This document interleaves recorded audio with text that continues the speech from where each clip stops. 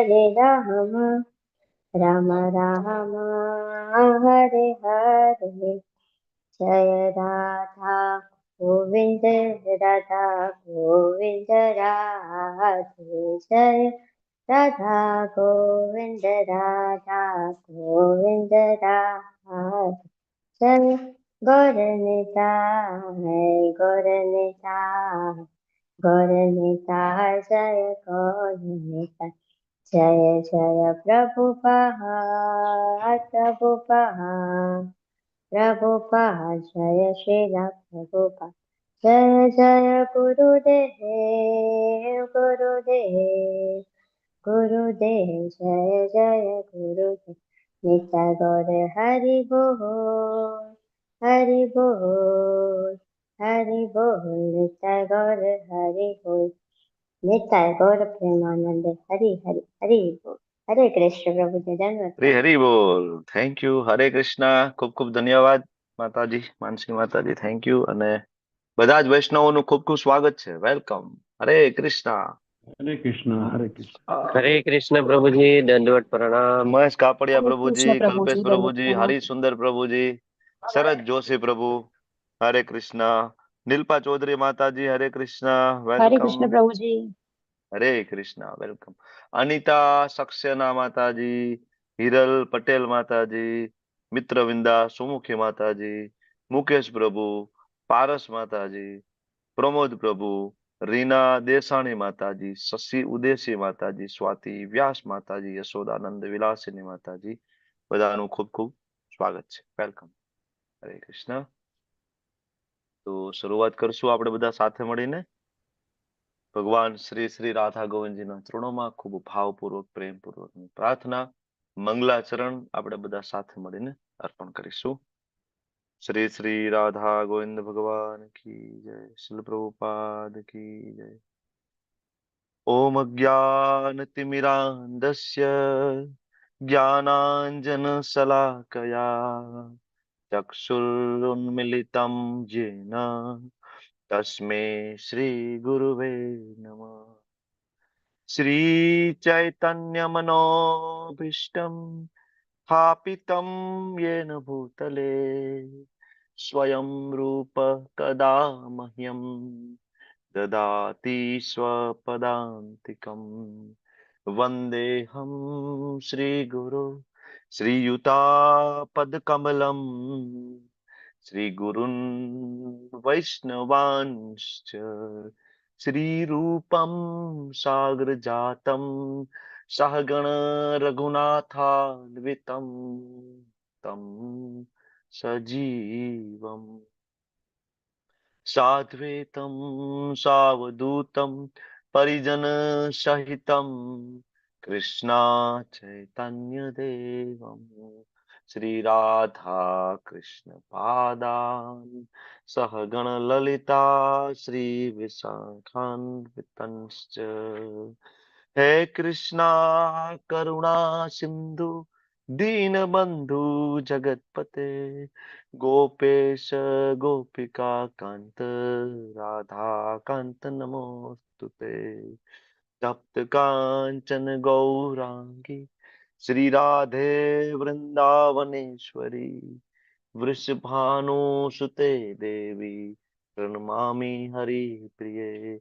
वाञ्छाकल्पतरुभ्यश्च कृपा सिन्धुभ्यैव च पतितानां पावनेभ्यो वैष्णवेभ्यो नमो नमः. नमो विष्णुपादाय कृष्णपृष्ठाय भूतले श्रीमते भक्ति वेदांत स्वामीनिति नामिने. नमस्ते सारस्वते देवे गौरवाणी प्रचारिणे निर्विशेषा शून्यवादी पाश्चात्यादेशतारिणे. जय श्री कृष्ण चैतन्य प्रभु नित्यानंद श्री अद्वैत गदाधर श्रीवासादि गौर भक्त वृंद. हरे कृष्णा कृष्णा कृष्णा हरे हरे हरे राम राम राम हरे हरे. हरे कृष्णा. हरे कृष्ण प्रभु जी। गौर हरे कृष्णा प्रभु गुरुनाथ जी, प्रभु. दंडवत प्रणाम। वेलकम. ધન્યવાદ પ્રણામ. વિશાલ ગાવિત પ્રભુ, હરે ચારુલ કૃષ્ણ સોની પ્રભુજી. માતાજી, હરે દંડવત કૃષ્ણ. પ્રણામ પ્રભુજી. ધન્યવાદ પ્રણામ. હરે કૃષ્ણ પ્રભુજી. હરે કૃષ્ણ. જયંત પ્રભુ, વેલકમ. હરે કૃષ્ણ પ્રભુજી. હરે કૃષ્ણ, હરે કૃષ્ણ. આરતી માતાજી, સુરક્ષા માતાજી, ખૂબ ખૂબ ધન્યવાદ તમારી સેવાઓ માટે. વેલકમ. હરે કૃષ્ણ પ્રભુજી દંડવત. ધન્યવાદ પ્રણામ. હરે કૃષ્ણ પ્રભુજી દંડવત પ્રણામ. ધન્યવાદ પ્રણામ હરે માતાજી. કૃષ્ણ પ્રભુજી. ચંદ્રિકા માતાજી, જય શ્રી બા પરમાર માતાજી, રતિલાલ પ્રભુ, હરે કૃષ્ણ. હરે કૃષ્ણ પ્રભુજી. હરે કૃષ્ણ. ગોમી માતાજી, હરે કૃષ્ણ. રાધિકા સીતા માતાજી, હરે કૃષ્ણ. અર્ચના માતાજી, હરે કૃષ્ણ. પરેશ પ્રભુજી, હરે કૃષ્ણ. વેલકમ. હરે કૃષ્ણ પ્રભુજી. દંડવત પ્રણામ. ધન્યવાદ પ્રણામ. પરેશ પ્રભુ, બીના માતાજી, વેલકમ. સ્વાગત છે આપનું. હરે કૃષ્ણ પ્રભુજી. દંડવત પ્રણામ. હરે કૃષ્ણ. મોહનસિંહ વાલસિંહ બારિયા પ્રભુજી, વેલકમ પ્રભુજી. બધાનું ખૂબ ખૂબ સ્વાગત છે જે હમણાં જોડાયા છે બધા જ વહાલા વૈષ્ણવો. સંગીતા માતાજી, સ્વાતિ માતાજી, વિક્રમ પંડ્યા પ્રભુજી, વિશાલ વોરા પ્રભુજી, વિશ્વ સોરઠિયા પ્રભુજી, વેલકમ. હરે કૃષ્ણ પ્રભુજી. દંડવત પ્રણામ. દંડવત પ્રણામ. વેલકમ. હરે કૃષ્ણ તો પ્રભુ. હરે કૃષ્ણ. વેલકમ. વેલકમ. ખૂબ ખૂબ સ્વાગત છે. રવિવારની સવારે સવારે શ્રીમદ ભગવદ ગીતા સાંભળવા માટે આવવું બહુ મોટી વાત છે. બહુ હરે મોટી કૃષ્ણ વાત છે. પ્રભુજી. હરે કૃષ્ણ. લતા માતાજી, વેલકમ. હરે કૃષ્ણ પ્રભુજી. હરે કૃષ્ણ. નાના નાના પ્રભુ, વેલકમ. હરે કૃષ્ણ પ્રભુજી. દંડવત હરે પ્રણામ. કૃષ્ણ પ્રભુજી. લલિત કુમાર વૈદ પ્રભુજી, હરે કૃષ્ણ. હિરલ પટેલ માતાજી, હરે કૃષ્ણ. વેલકમ. ખૂબ ખૂબ સ્વાગત છે.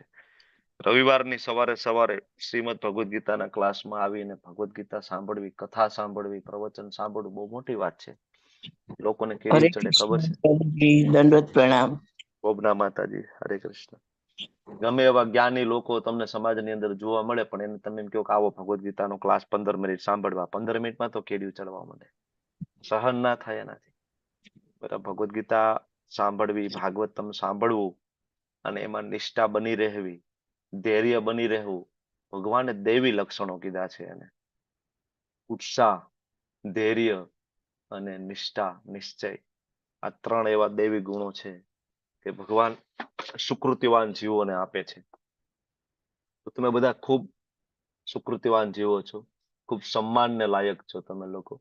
કારણ કે રવિવારની સવારે સવારે લોકો બધા સૂતા છે તમારી આજુબાજુમાં જોવો તો બધા. કાલે સેટરડે નાઇટ હતી, મોડે સુધી જાગવાનું બધાને થયું. TV, mobile, reels, movie, serial, બરાબર, કઈ ને કઈ પાર્ટી ચાલતી હતી ક્યાંક, બરાબર. તો સૂતા છે બધા અને તમે લોકો સવારે 8 વાગે ઉઠી અને આવી ગયા ક્લાસ સાંભળવા માટે ભગવદ ગીતાનો. બહુ મોટી વાત છે. સુકૃતિવાન જીવો હોય એને અને માત્ર એને જ ભગવાનના નામની અંદર રુચિ પ્રાપ્ત થાય. ને કૃષ્ણ કૃપા ના હોય ત્યાં સુધી તમે કૃષ્ણનું નામ પણ લઈ શકતા નથી. તો ખૂબ ખૂબ કૃષ્ણની કૃપા છે. તો આજનો જે અધ્યાય ખૂબ પ્રેક્ટિકલ ચેપ્ટર છે. જીવનમાં ઉતારવા જેવા અધ્યાય જે પ્રેક્ટિકલી આપણે એપ્લાય કરી શકીએ અને જેના દ્વારા આપણે આત્મનિરીક્ષણ કરી શકીએ. ઇન્ટ્રોસ્પેક્શન, બરાબર. આત્મનિરીક્ષણ કે ભાઈ હું ક્યાં છું. આ બધા એ અધ્યાય છે. જે 14મો અધ્યાય, 16મો અધ્યાય, 17મા અધ્યાયની અંદર બધી ક્રિયાઓ, તો એનાથી ખબર પડે કે ભાઈ આપણે ક્યાં છીએ, આપણું લેવલ શું છે, આપણે શું કરી રહ્યા છીએ. આપણા દરેક કાર્ય એને આપણે પોતે આત્મનિરીક્ષણ કરીને જોઈ શકીએ કે મારું આ કાર્ય છે એ કઈ દિશામાં મને લઈ જશે. બરાબર. તો ખૂબ મહત્વની વસ્તુ છે. 14મો અધ્યાય પ્રકૃતિના 3 ગુણો, સત્વગુણ, રજોગુણ અને તમોગુણ. એક સરસ મજાનું પિક્ચર તમારી સામે છે પીપીટીમાં. શું કહેવા માંગે છે તમે લોકો કહી શકો એના વિશે કઈ 2 શબ્દો? પિક્ચર શું કહી શકે છે? થોડું ઘણું કઈ સમજાવી શકો એના ઉપરથી? એનીબડી? જેવું આવડે એવું. જયંત પ્રભુએ મેચ ચાલુ કર્યું છે તો ત્યાંથી પ્રકૃતિના 3 ગુણોથી બંધાયેલા છીએ. ઓકે. અને આપણને જેમ નચાવે છે એમ આપણે નાચીએ છીએ, એવી દોરીથી સંચાર કરેલો છે. બરાબર છે. સરસ પ્રભુ, સરસ. હા, બીજા કોને બોલવું છે? જયંત પ્રભુ તમારે બોલવું છે? હરે કૃષ્ણ પ્રભુજી. એ શું કહેવા માંગે છે? બોલો બોલો. પ્રકૃતિના ત્રણેય ગુણો રજો તમસ અને તામસ જે છે એ બધા ભગવાન સાથે જોડાયેલા છે. એ બધા ભગવાનના અંડરમાં છે અને એની બરાબર. અંડરમાં આપણે છીએ. Very good. ખૂબ સરસ પ્રભુ, ખૂબ સરસ. સંગીતા દરજી માતાજી શું કેવું છે પિક્ચર જોઈને તમારે? હરે કૃષ્ણ પ્રભુજી. પ્રકૃતિના 3 ગુણો છે, રજ, તમ અને સત. હમ.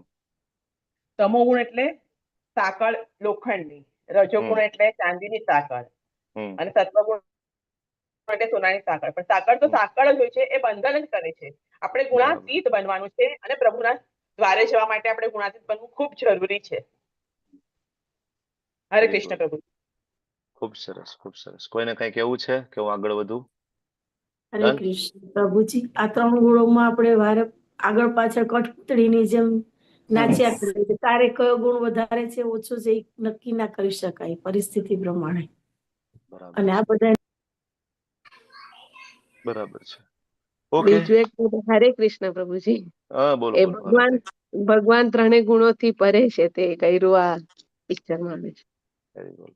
આની અંદર 3 અવસ્થા છે આમ જોવા જઈએ તો, ગુણાધીન, ગુણાધીશ અને ગુણાતીત.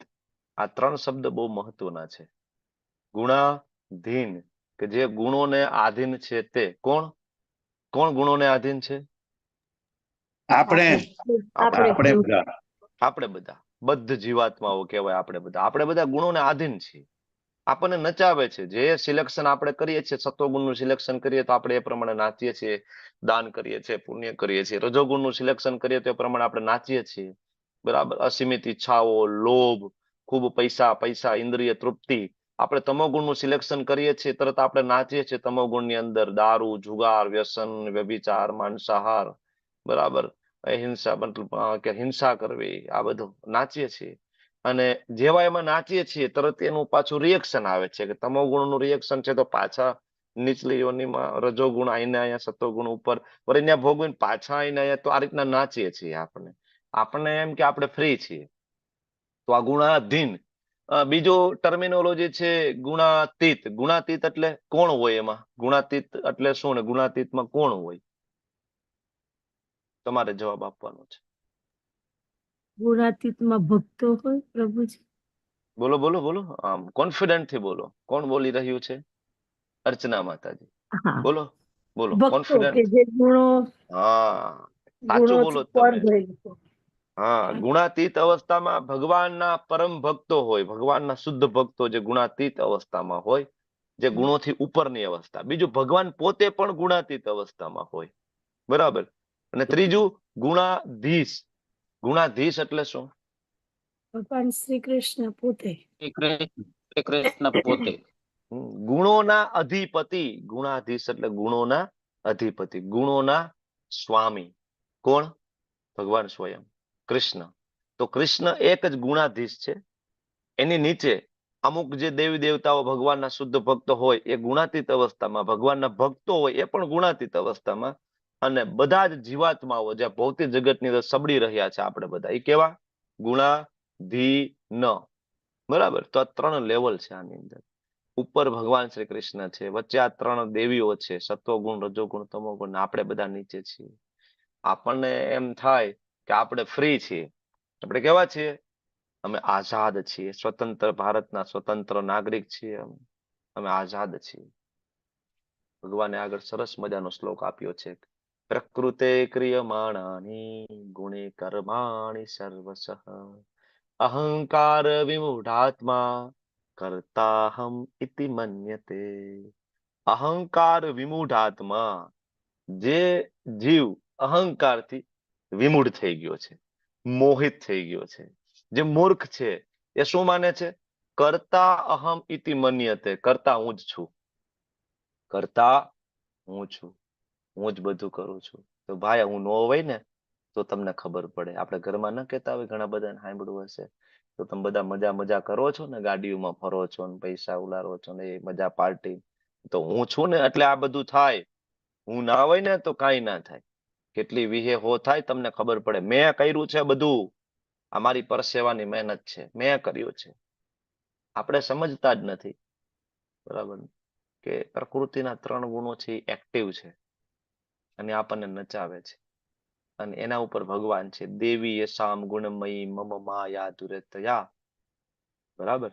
આ જે માયા જે છે ને, મમ માયા, આ ત્રણ જે છે, ભગવાન એમ કહે છે કે દેવી એટલે મારી છે, મમ માયા એ મારી છે, દુરતયા આને પાર કરવી બહુ મુશ્કેલ છે.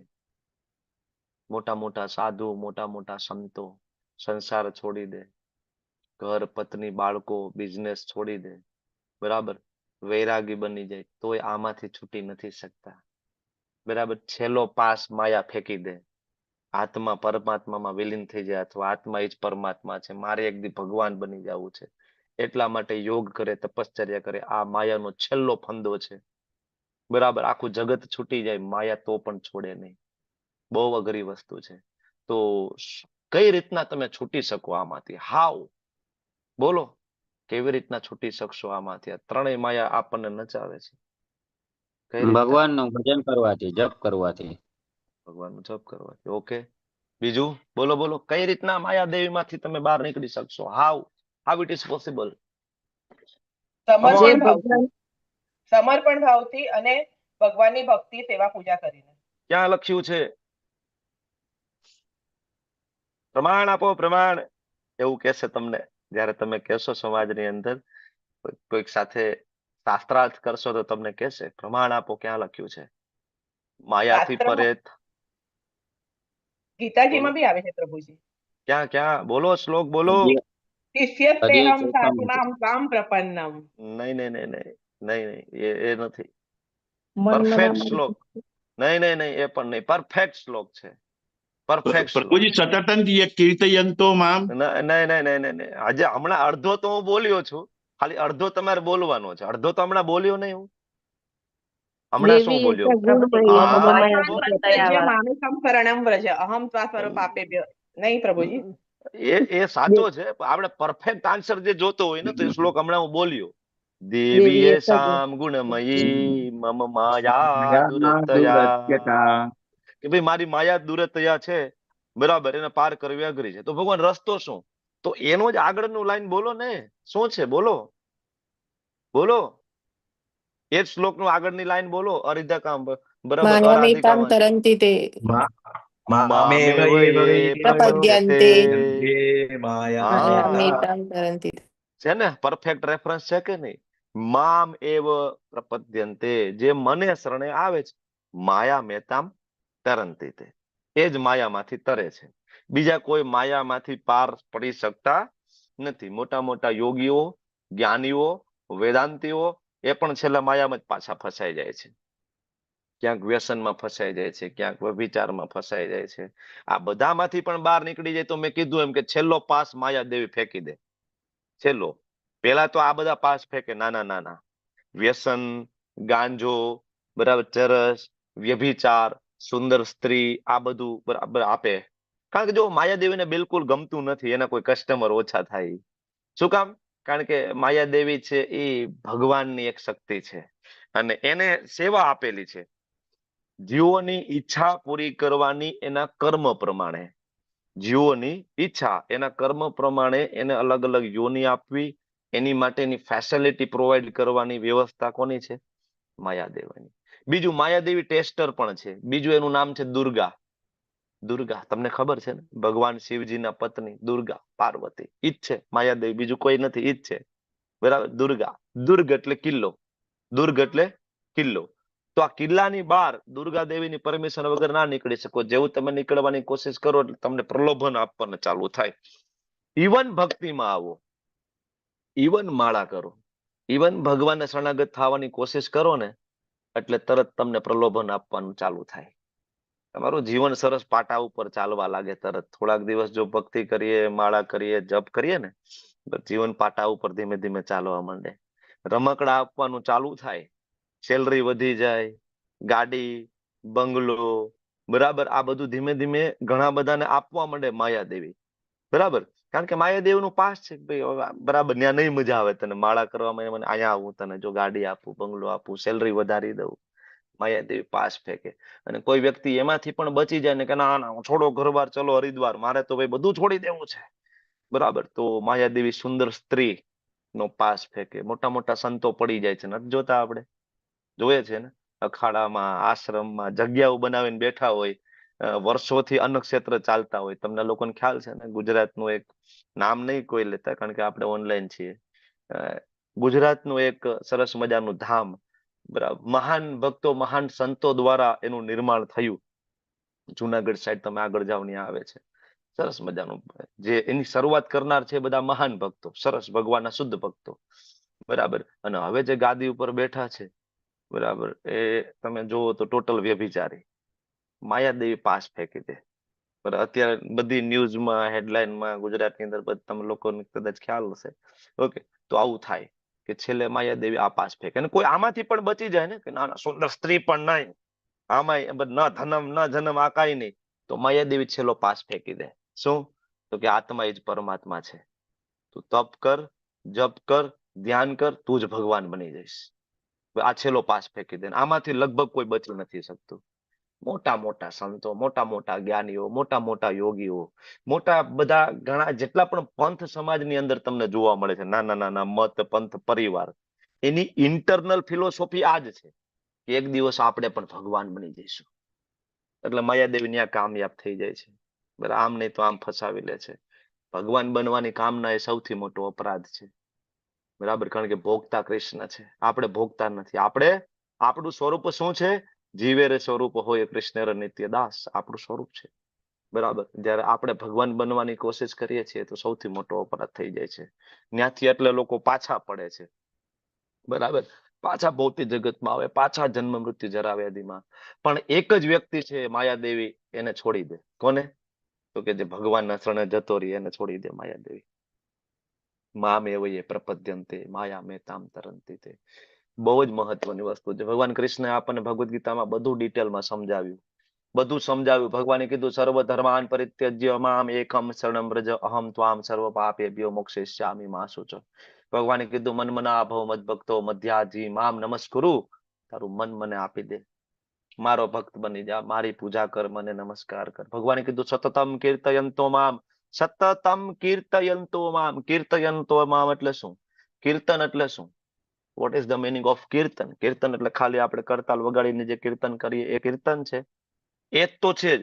પણ કીર્તનની ખરી વ્યાખ્યા શું થાય? કે જેના દ્વારા ભગવાનની, હા બોલો બોલો બોલો બોલો, કીર્તન એટલે શું?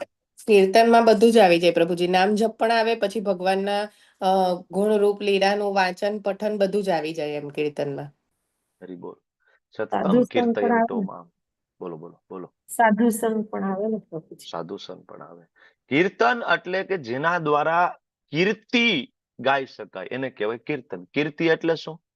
કીર્તિ એટલે મહિમા. ભગવાનના ગુણગાન જેના દ્વારા ગાઈ શકાય એને કહેવાય કીર્તન.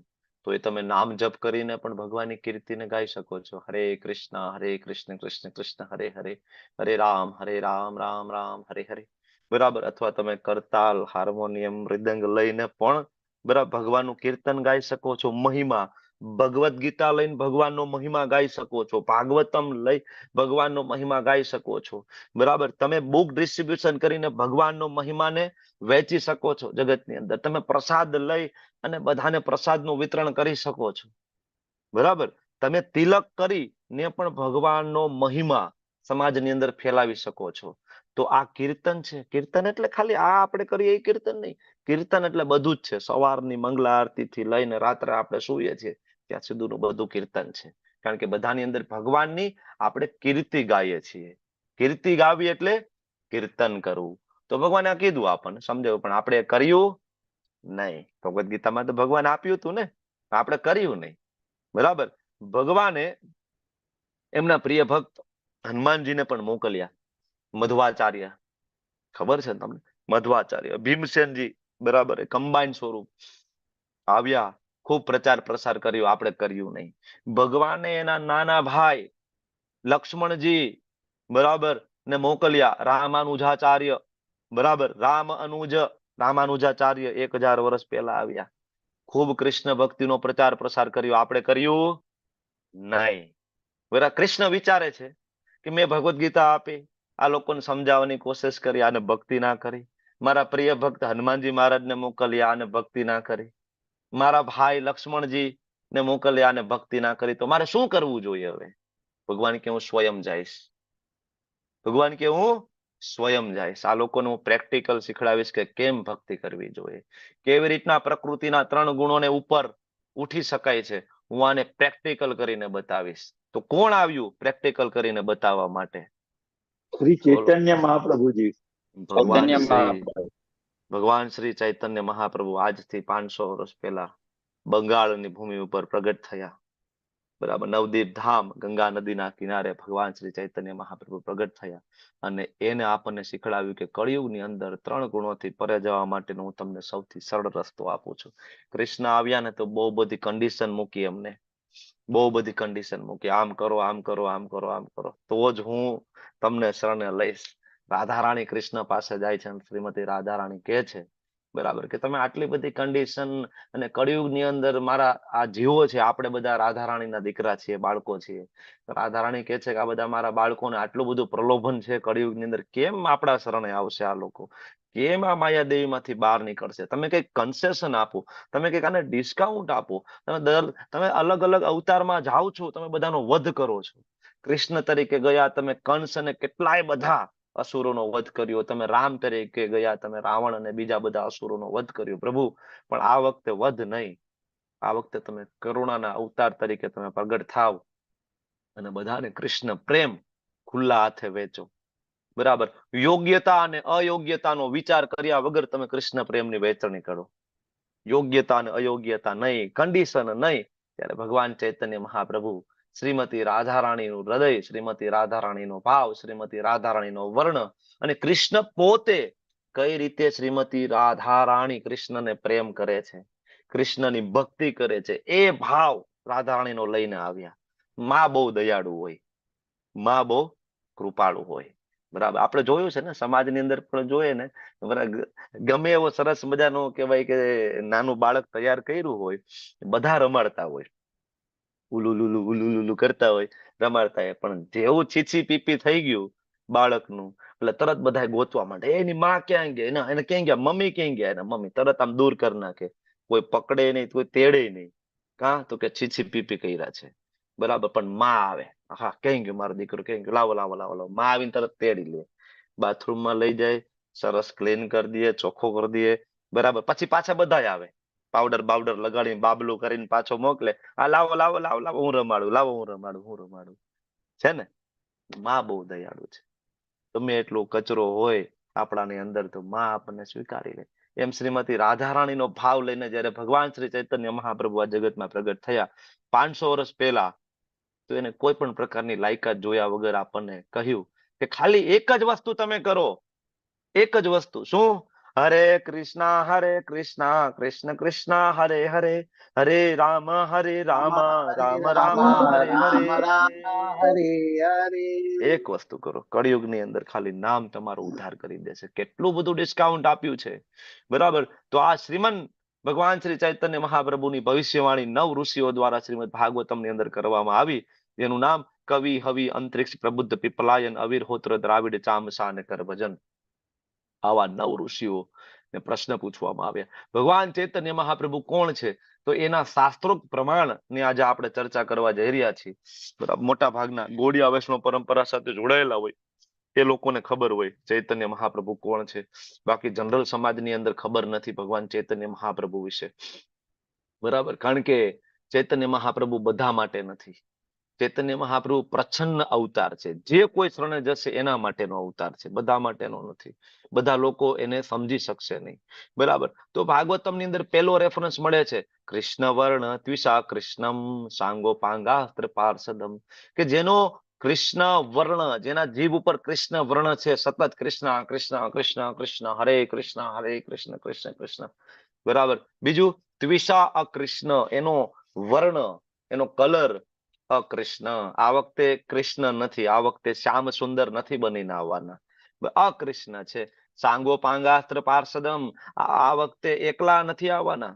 ભગવાન જો કે ક્યારેય એકલા નથી આવતા, ભગવાન હંમેશા એના પાર્ષદો સાથે આવશે. તો આ વખતે પણ એના પાર્ષદો આવશે. ભગવાન ચૈતન્ય મહાપ્રભુ સાથે એના પરમ પાર્ષદ નિત્યાનંદ પ્રભુ આવ્યા, બલરામજી. અદ્વૈત આચાર્ય ભગવાન શિવજી, મહાવિષ્ણુનું કમ્બાઇન અવતાર એમની સાથે પ્રગટ થયા. ગદાધર પંડિત, શ્રીમતી રાધારાણી અને શ્રીવાસ આચાર્ય, બરાબર, પરમ પૂજ્ય પરમહંસ નારદજી એમની સાથે પ્રગટ થયા. સાંગો પાંગાસ્ત્ર પાર્ષદમ યજ્ઞે સંકીર્તન પ્રાયેર યજંતી હિ સુમેધસ. કોણ ઓળખી શકશે? તો કે સુમેધસ. મેધ, બરાબર, એટલે બુદ્ધિ. મેઘા બુદ્ધિ.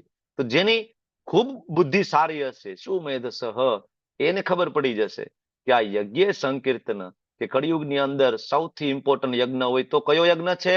સંકીર્તન. હમણાં મેં તમને વાત કરીએ સંકીર્તન યજ્ઞ. હવે સંકીર્તન એટલે મેં તમને સમજાવી દીધું પહેલા જ. કીર્તન એટલે શું છે? સમ્યક રૂપેણ કીર્તનમ. બધા જયારે ભેગા મળીને જયારે કરવામાં આવે એને કહેવાય સંકીર્તન. બધા ભેગા મળીને. તો આ સંકીર્તન જે યજ્ઞ છે એ જ કળિયુગનો ઉદ્ધારક બનશે, તારણહાર બનશે. કોણે કીધું? તો કે એ આ ઉપર જે છે એને. કોને? તો કે કૃષ્ણ વર્ણ ત્યુષા કૃષ્ણ સાંગો પાંગાસ્ત્ર પાર્ષદમ. બરાબર, આ ભગવાન ચૈતન્ય મહાપ્રભુની આગાહી છે અહીંયા. બરાબર, ભગવાન આવશે એના સેવકો આયુધો સાથે. ઘણા બધા રેફરન્સ બીજા છે ભાગવતમની અંદર. પ્રહલાદ મહારાજ કહે છે કે યસ, ભગવાનનો એક હિડન અવતાર આવશે. હિડન એટલે છુપો, બરાબર, બધા ઓળખી નહીં શકે. ભગવાન ચૈતન્ય મહાપ્રભુ આવ્યા તો મોટા મોટા વિદ્વાનો સાથે એમને શાસ્ત્રાર્થ કર્યું. ભગવાન ચૈતન્ય મહાપ્રભુ જગન્નાથપુરી ગયા. સાર્વભૌમ ભટ્ટાચાર્ય કે જે નિરાકારવાદી હતા, જ્ઞાન યોગી હતા, ભગવાન ચૈતન્ય મહાપ્રભુ એમની સાથે ખૂબ વેદાંત દર્શન ઉપર ચર્ચા કરી. બરાબર, અને એ કોઈ સામાન્ય નહોતા સાર્વભૌમ ભટ્ટાચાર્ય. સાર્વભૌમ ભટ્ટાચાર્ય એટલે એ સમયના મોટા મોટા સંન્યાસીઓને જ્ઞાન આપતા. જયારે ચૈતન્ય મહાપ્રભુનું જોયું તો લગભગ 24-25 વર્ષની ઉંમર હતી, અને કે તમારી ઉંમર તો બહુ નાની છે, તમારે મારી પાસેથી વેદાંત દર્શન સાંભળવું જોઈએ. મહાપ્રભુ કે કાંઈ વાંધો નહીં. મારા મહાપ્રભુ બેઠા. 1 દિવસ, 2 દિવસ, 3 દિવસ, 7 દિવસ સુધી સાર્વભૌમ ભટ્ટાચાર્ય બોલે છે. મહાપ્રભુ એક શબ્દ નથી બોલતા. મહાપ્રભુ કે કાંઈક તો બોલો. બરાબર, સોરી, સાર્વભૌમ ભટ્ટાચાર્ય કે કાંઈક તો બોલો. હા બોલો, ના બોલો, કન્વિન્સ થતા હોય તો કંઈક, બરાબર, કાંઈક તો બોલો, ક્રિટિસાઇઝ કરો એટલીસ્ટ. મહાપ્રભુ કે બધું બરાબર છે, તમે જેટલા શ્લોક બોલ્યા છો વેદાંત દર્શનના, વેદાંત સૂત્રના, બધા બરાબર છે, પણ એના જેવું છે કે સૂર્ય ના તેજની સામે તમે વાદળો મૂકી દીધા છે. તમે તમારા ભાષ્ય એવા મૂકી દીધા છે કે જે સ્વયં પ્રકાશિત જે છે, કનેક્ટિવિટી ક્લિયરલી આવતી નથી. બધાને એવું છે કે ખાલી એમને શરદ પ્રભુને એવું છે? ના પ્રભુજી, ઓકે છે. ના પ્રભાજી, એકદમ ફર્સ્ટ ક્લાસ છે. થેન્ક યુ પ્રભુજી, થેન્ક યુ. તો પછી મહાપ્રભુ એની સાથે શાસ્ત્રાર્થ કરે છે. સાર્વભૌમ ભટ્ટાચાર્ય દંડવત પ્રણામ કરે છે. મહાપ્રભુ એક શ્લોક ઉપર, આત્મારામ વાળો શ્લોક છે, એમાં બરાબર મહાપ્રભુ 18 અલગ અલગ, બરાબર, એના અર્થ સમજાવે છે. પછી ખબર પડી જાય સાર્વભૌમ ભટ્ટાચાર્યને કે આ નારાયણ સિવાય બીજું કોઈ હોઈ શકે નહીં, આ અર્થ આપી શકે નહીં. કારણ કે તો બરાબર બહુ જ્ઞાની હતા સાર્વભૌમ ભટ્ટાચાર્ય. તરત દંડવત પ્રણામ, તરત ભગવાનને ષડભુજ સ્વરૂપ બતાવે છે ચૈતન્ય મહાપ્રભુ. રામચંદ્રજી તમે જોઈ શકો છો આની અંદર, બરાબર, ગ્રીનિશ જે વ્યૂ છે રામચંદ્રજીનો છે, જેમાં ધનુષ અને તીર અને ધનુષ છે. બીજો તમે જો તો શ્યામ સુંદર, બરાબર, જેમાં હાથમાં બાંસુરી છે. અને ત્રીજું જુઓ તો દંડ છે અને કમંડલ છે. કોણ છે? ચૈતન્ય મહાપ્રભુ. તો ત્રણેય ભગવાનના જે અવતાર, જે મુખ્ય, બરાબર, ભગવાન એક સાથે બતાવ્યા હતા. એના સિવાય જયારે પ્રયાગ ગયા તો યસ, અલ્હાબાદ, હા, તો પ્રકાશાનંદ સરસ્વતીને મળ્યા. એક સાથે 10,000 શિષ્યોને મહાપ્રભુ એક સાથે કન્વર્ટ કર્યા. બહુ જ્ઞાની હતા એ લોકો, બહુ જ્ઞાની, પણ ઊંધા રસ્તે હતા. મહાપ્રભુએ ખાલી એમને સમજાવ્યું, થોડી ફિલોસોફી સમજાવી, ખબર પડી કે નહીં નહીં, સાર તો આ જ છે. બધા જ દંડવત પ્રણામ શ્રીમન મહાપ્રભુને, અને બધા જ હરે કૃષ્ણ, બરાબર, ત્યાં આપણે પ્રયાગની શેરીઓમાં. તો આ છે ચૈતન્ય મહાપ્રભુ. જો કોઈને પણ અવતાર તરીકે સ્વીકારી શકાય નહીં, ગમે તેને, બરાબર. તમને એમ થાય કે ઇસ્કોન વાળા કઈ નવા ભગવાન લાવ્યા? ના, કોઈને પણ અવતાર તરીકે સ્વીકારી શકાય નહીં, કોઈને પણ ભગવાન તરીકે ના સ્વીકારાય જ્યાં સુધી શાસ્ત્રમાં પ્રમાણ પ્રાપ્ત ના થાય. તો શાસ્ત્રમાં ઘણા બધા પ્રમાણ ભાગવતમમાં આપણે જોયા. હવે આપણે ગરુડ પુરાણમાં જઈએ. ગરુડ પુરાણમાં કહે છે અહમ પૂર્ણો ભવિષ્યામી યુગ સંધ્યાયુ વિશેષ માયાપુરે નવ દ્વીપે ભવિષ્યામી સચી સુત. હું સચી, જો એની માનું નામ આપ્યું છે ભગવાન, બરાબર. એની માતા કોણ? તો કે સચી માતા. અચ્છા, લોકેશન કયું? તો કે માયાપુરે નવદ્વીપે. આજે પણ નવદીપ ધામ છે, આજે પણ માયાપુર જગ્યા છે. ભગવાન ત્યાં પ્રગટ થશે. ક્યારે? તો કે અહમ પૂર્ણો ભવિષ્યામી યુગ સંધ્યા. યુગ સંધ્યા, જયારે કળિયુગ બરાબર. અને દ્વાપર પૂરો થશે ને કલયુગની શરૂઆત થશે. આને કહેવાય યુગ સંધ્યા. ભગવાન કે હું ત્યારે પ્રગટ થઈશ. બરાબર. આગળ એ જ ગરુડ પુરાણમાં શું કે છે? કલે પ્રથમ સંધ્યાયામ, કળિયુગની પ્રથમ સંધ્યા એકદમ શરૂઆત હશે ત્યારે લક્ષ્મીકાંતો ભવિષ્યતિ, હું લક્ષ્મીકાંતો બનીશ. એટલે મારી પત્નીનું નામ લક્ષ્મી પ્રિય હશે. બરાબર. ભગવાન ચૈતન્ય મહાપ્રભુના પત્નીનું નામ પણ આપે છે, લક્ષ્મી પ્રિયા, વિષ્ણુ પ્રિયા, બે પત્ની. લક્ષ્મીકાંતો ભવિષ્યતિ, દારૂ બ્રહ્મ સમીપ સ્થાન. દારૂ બ્રહ્મ એટલે જગન્નાથપુરી. બરાબર. જગન્નાથપુરી થી નજીક થાય આમ જોવા જોઈએ તો, આખી પૃથ્વીને સાપેક્ષમાં જો તો બહુ નજીક કહેવાય ને. દારૂ બ્રહ્મ સમીપ સ્થાન, સંન્યાસી ગૌર વિગ્રહ. આ વખતે હું સંન્યાસ ધારણ કરીશ. અને મારો કલર કેવો હશે આ વખતે? હું શ્યામ સુંદર નહીં, આ વખતે ગૌર સુંદર, ગૌરાંગા ગૌર વર્ણ ભગવાન ધારણ કરીને આવશે. બરાબર. ભગવાન 500 વર્ષ પહેલા પ્રગટ થયા. એના સિવાય નરસિંહ પુરાણની અંદર સત્ય દેતા કુલાધિનાશ સમયે સિંહોર્ધ્વર મર્ત્યા કૃતિ. તો સિંહોર્ધ્વર, ઉપર સિંહનું માથું, નીચે પુરુષનું શરીર. કોણ? ભગવાન નરસિંહદેવ પ્રગટ થયા. ક્યારે? સતયુગની અંદર. ખબર છે ને પ્રહલાદ મહારાજ માટે. બરાબર. ત્રેતાયામ દસ કંધારમ, ત્રેતા યુગની અંદર 10 માથા વાળો. કોણ? રાવણ ને મારવા માટે કોણ પ્રગટ થયા? રામેતિ નામ કૃતિ, રામ નામે પ્રગટ થશે. અને આ જે રામ નામે જે પ્રગટ થશે એ જ ગોપાલન પરિપાલયન, ગોપ બાળો નું રક્ષણ કરવા માટે વ્રજપુરે, વ્રજધામની અંદર, વૃંદાવનની અંદર એ પ્રગટ થશે ગોપાલ કૃષ્ણ તરીકે. અને એ જ ફરીથી પ્રગટ થશે. બરાબર. કેવી રીતે? ગૌરાંગ પ્રિય કીર્તન, કીર્તન કરતા કરતા, ભગવાનના પવિત્ર નામનો સતત જપ, કીર્તન કરતા કરતા ગૌરાંગા, એનું નામ હશે ગૌરાંગ. બરાબર. ગૌર વર્ણ હશે એનો. અને કલિયુગે, કલયુગમાં. બરાબર. નામ ચૈતન્ય, નામ પ્રભુ ચૈતન્ય એનું નામ હશે. કેટલા પ્રમાણ મળે છે કયો? નરસિંહ પુરાણ, ગરુડ પુરાણ, ભાગવતમ. બરાબર. હવે એના સિવાય પદ્મ પુરાણમાં જાય. પદ્મ પુરાણ શું કહે છે? કલે પ્રથમ સંધ્યાયામ, કળિયુગની શરૂઆતમાં ગૌરાંગોથમ મહિતલે ભાગીરથી તટે રમ્યે. ભાગીરથી તટે, ભાગીરથી એટલે ગંગાજી, ગંગાજીના કિનારે પ્રગટ થશે. બરાબર. કોની ઘરે? ભવિષ્યામી સચી સુત, સચી માતાના પુત્ર તરીકે ભગવાન ગૌરાંગ મહાપ્રભુ પ્રગટ થશે. પ્રમાણ છે. બરાબર. કોઈ એમ કે તમે પુરાણ ના આપો છો, તો આ વેદનું પુરાણ છે. અથર્વવેદનો શ્લોક છે. આ સામે જે ઉપર છે એ રૂચા. બરાબર. કલિયુગમાં 4000 વર્ષ વીતી ગયા હશે. 5000 વર્ષ પહેલા, એટલે 500 વર્ષ પહેલા ભગવાન ચૈતન્ય મહાપ્રભુ આવ્યા છે. તો અત્યારે કળિયુગનો સમય ચાલે છે 5100 ને સમથિંગ વર્ષ, એટલે 5100 કે 5200 ગણો. પણ એમાંથી 500 વર્ષ બાદ કરો તો 4700 વર્ષની આસપાસનો સમય થાય, 4700 ની આસપાસનો. અથર્વવેદ એ જ કહે છે કે 4000 વર્ષ પછી 5000 વર્ષ પહેલા, એટલે આવી ગયો ને 4700 ની આસપાસનો સમય. એટલે ત્યારે ભગવાન કે હું અવતરિત થઈશ. ફરીથી કે છે ગંગા નદીના કિનારે ઊંચો સંત બ્રાહ્મણ બનીશ. મારી પાસે ઉચ્ચ વ્યક્તિના તમામ શુભ લક્ષણો હશે.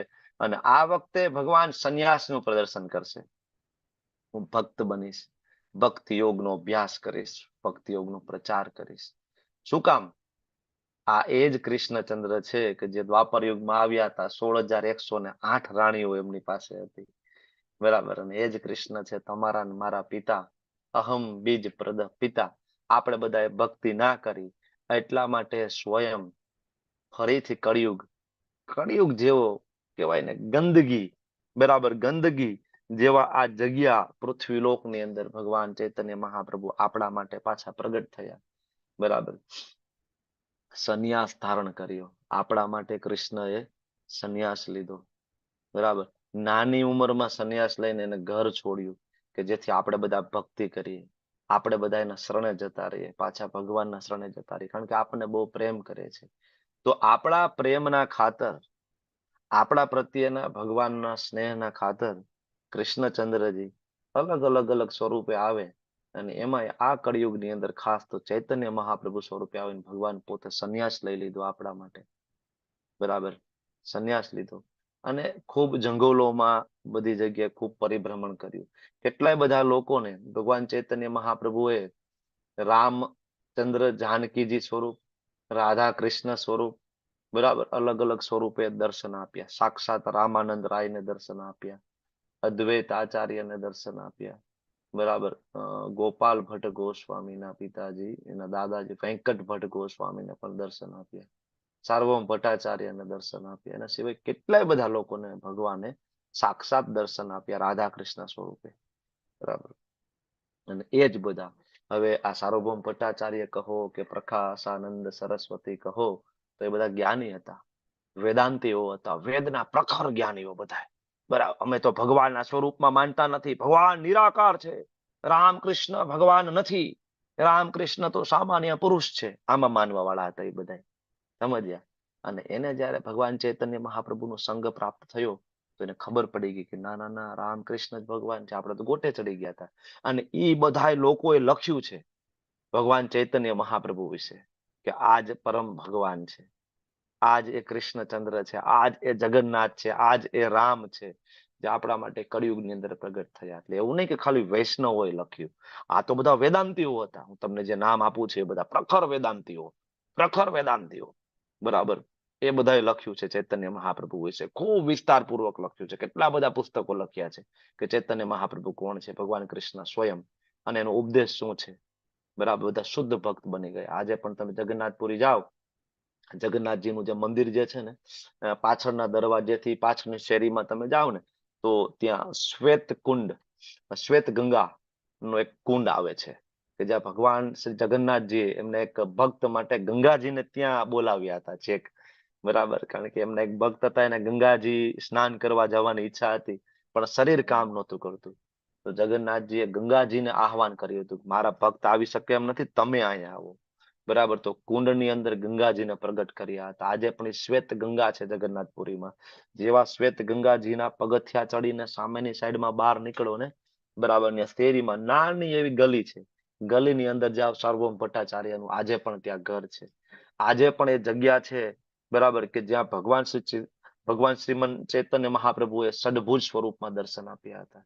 આજે પણ એ હરિદાસ ઠાકુર ભગવાનના મહાન ભક્ત જે વૃક્ષની નીચે બેસીને જપ કરતા હતા, બરાબર, કે આજે પણ છે. આજે પણ એ જગ્યા છે, આજે પણ એ સમાધિ છે, બરાબર. આ બધા કારણ કે 500 વર્ષ થયા છે, બધું જ છે. એ બધું 450-500 વર્ષ આસપાસનો એ બધો સમય છે, બધું જ છે. અત્યારે તમે જાઓ તો ક્યારેક જગન્નાથપુરી જાઓ તો આ બધી જગ્યાના જરૂર દર્શન કરજો.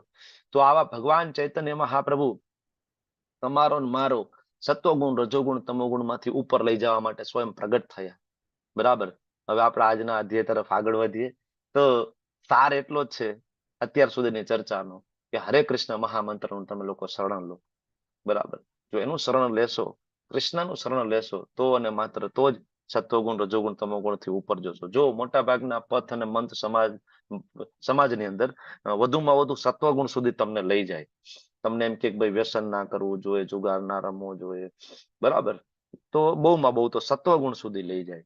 પણ આપણું એ ડેસ્ટિનેશન નથી, કારણ કે ભૌતિક જગતમાં સત્વગુણ નથી, સત્વગુણ પ્યોર નથી. ભૌતિક જગતનો સત્વગુણ છે, રજોગુણ તમોગુણ થી મિશ્રિત જ રહેવાનો છે. ભૌતિક જગતમાં પ્યોર સત્વગુણ નથી. આપણે જયારે તમને આ હજી વધારે વિસ્તારથી ખબર પડશે 17મા અધ્યાયમાં કે શું કામ ભૌતિક જગતમાં સત્વગુણ નથી.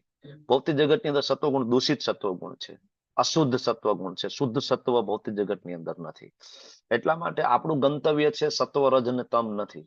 આપણો ગોલ છે, ભગવાને અર્જુનને બીજા જ અધ્યાયમાં કીધું હતું શું, ત્રૈગુણ્યા વિષયા વેદા નૈસ્ત્રય ગુણ્યો ભવા અર્જુન.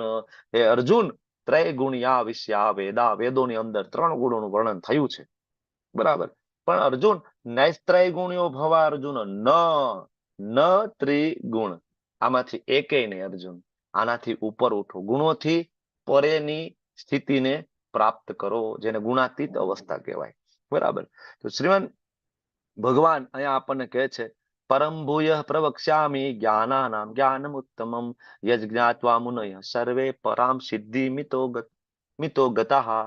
ભગવાન કીધું કે હું તને સર્વ જ્ઞાનોમાં સર્વશ્રેષ્ઠ જ્ઞાન. આ અધ્યાયનું ગ્લોરિફિકેશન સ્વયં ભગવાન પોતે કરી રહ્યા છે. વિચાર કરો કે અધ્યાયનું મહત્વ કેટલું હશે. સત્વગુણ, રજોગુણ, તમોગુણનું એનું ગ્લોરિફિકેશન, એનો મહિમા પેલા શ્લોકમાં ભગવાન પોતે ગાય છે કે આ અધ્યાય એવો છે કે આ જ્ઞાન એવું છે, સર્વશ્રેષ્ઠ જ્ઞાન છે કે ઇવન આને જાણીને તો મુનિજનો પરમ સિદ્ધિને પામે. મુનિજનો, ઋષિ મુનિઓની વાત કરે છે ભગવાન કે ઋષિ મુનિઓને પણ એનું ઋષિત્વ એનું ટકાવવું હોય તો એને પણ આ જ્ઞાનની જરૂર પડશે ને પડશે. આના વગર શક્ય નથી. આ જ્ઞાન વગર આ ભૌતિક જગતની બહાર કોઈ નીકળી ના શકે. ઇવન આ જ્ઞાન વગર કોઈ ભૌતિક જગતમાં પણ સુખપૂર્વક જીવી ના શકે. ભૌતિક જગતમાં સુખપૂર્વક જીવવું હોય ને તો પણ સત્વગુણ, રજોગુણ, તમોગુણનું જ્ઞાન તમને હોવું જોઈએ. બરાબર, નહીતર તમે ભૌતિક જગતમાં પણ સુખી રહી શકો નહીં.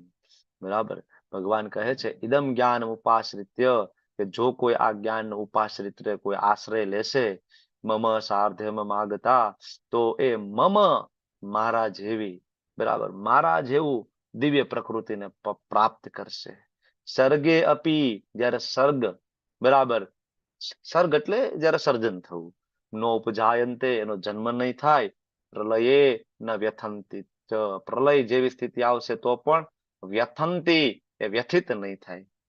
ભગવાન શું કહે છે કે કોઈ આ જ્ઞાનને જાણી લેશે ને તો એને મારા જેવી દિવ્ય પ્રકૃતિ. ભગવાનની પ્રકૃતિ કેવી છે?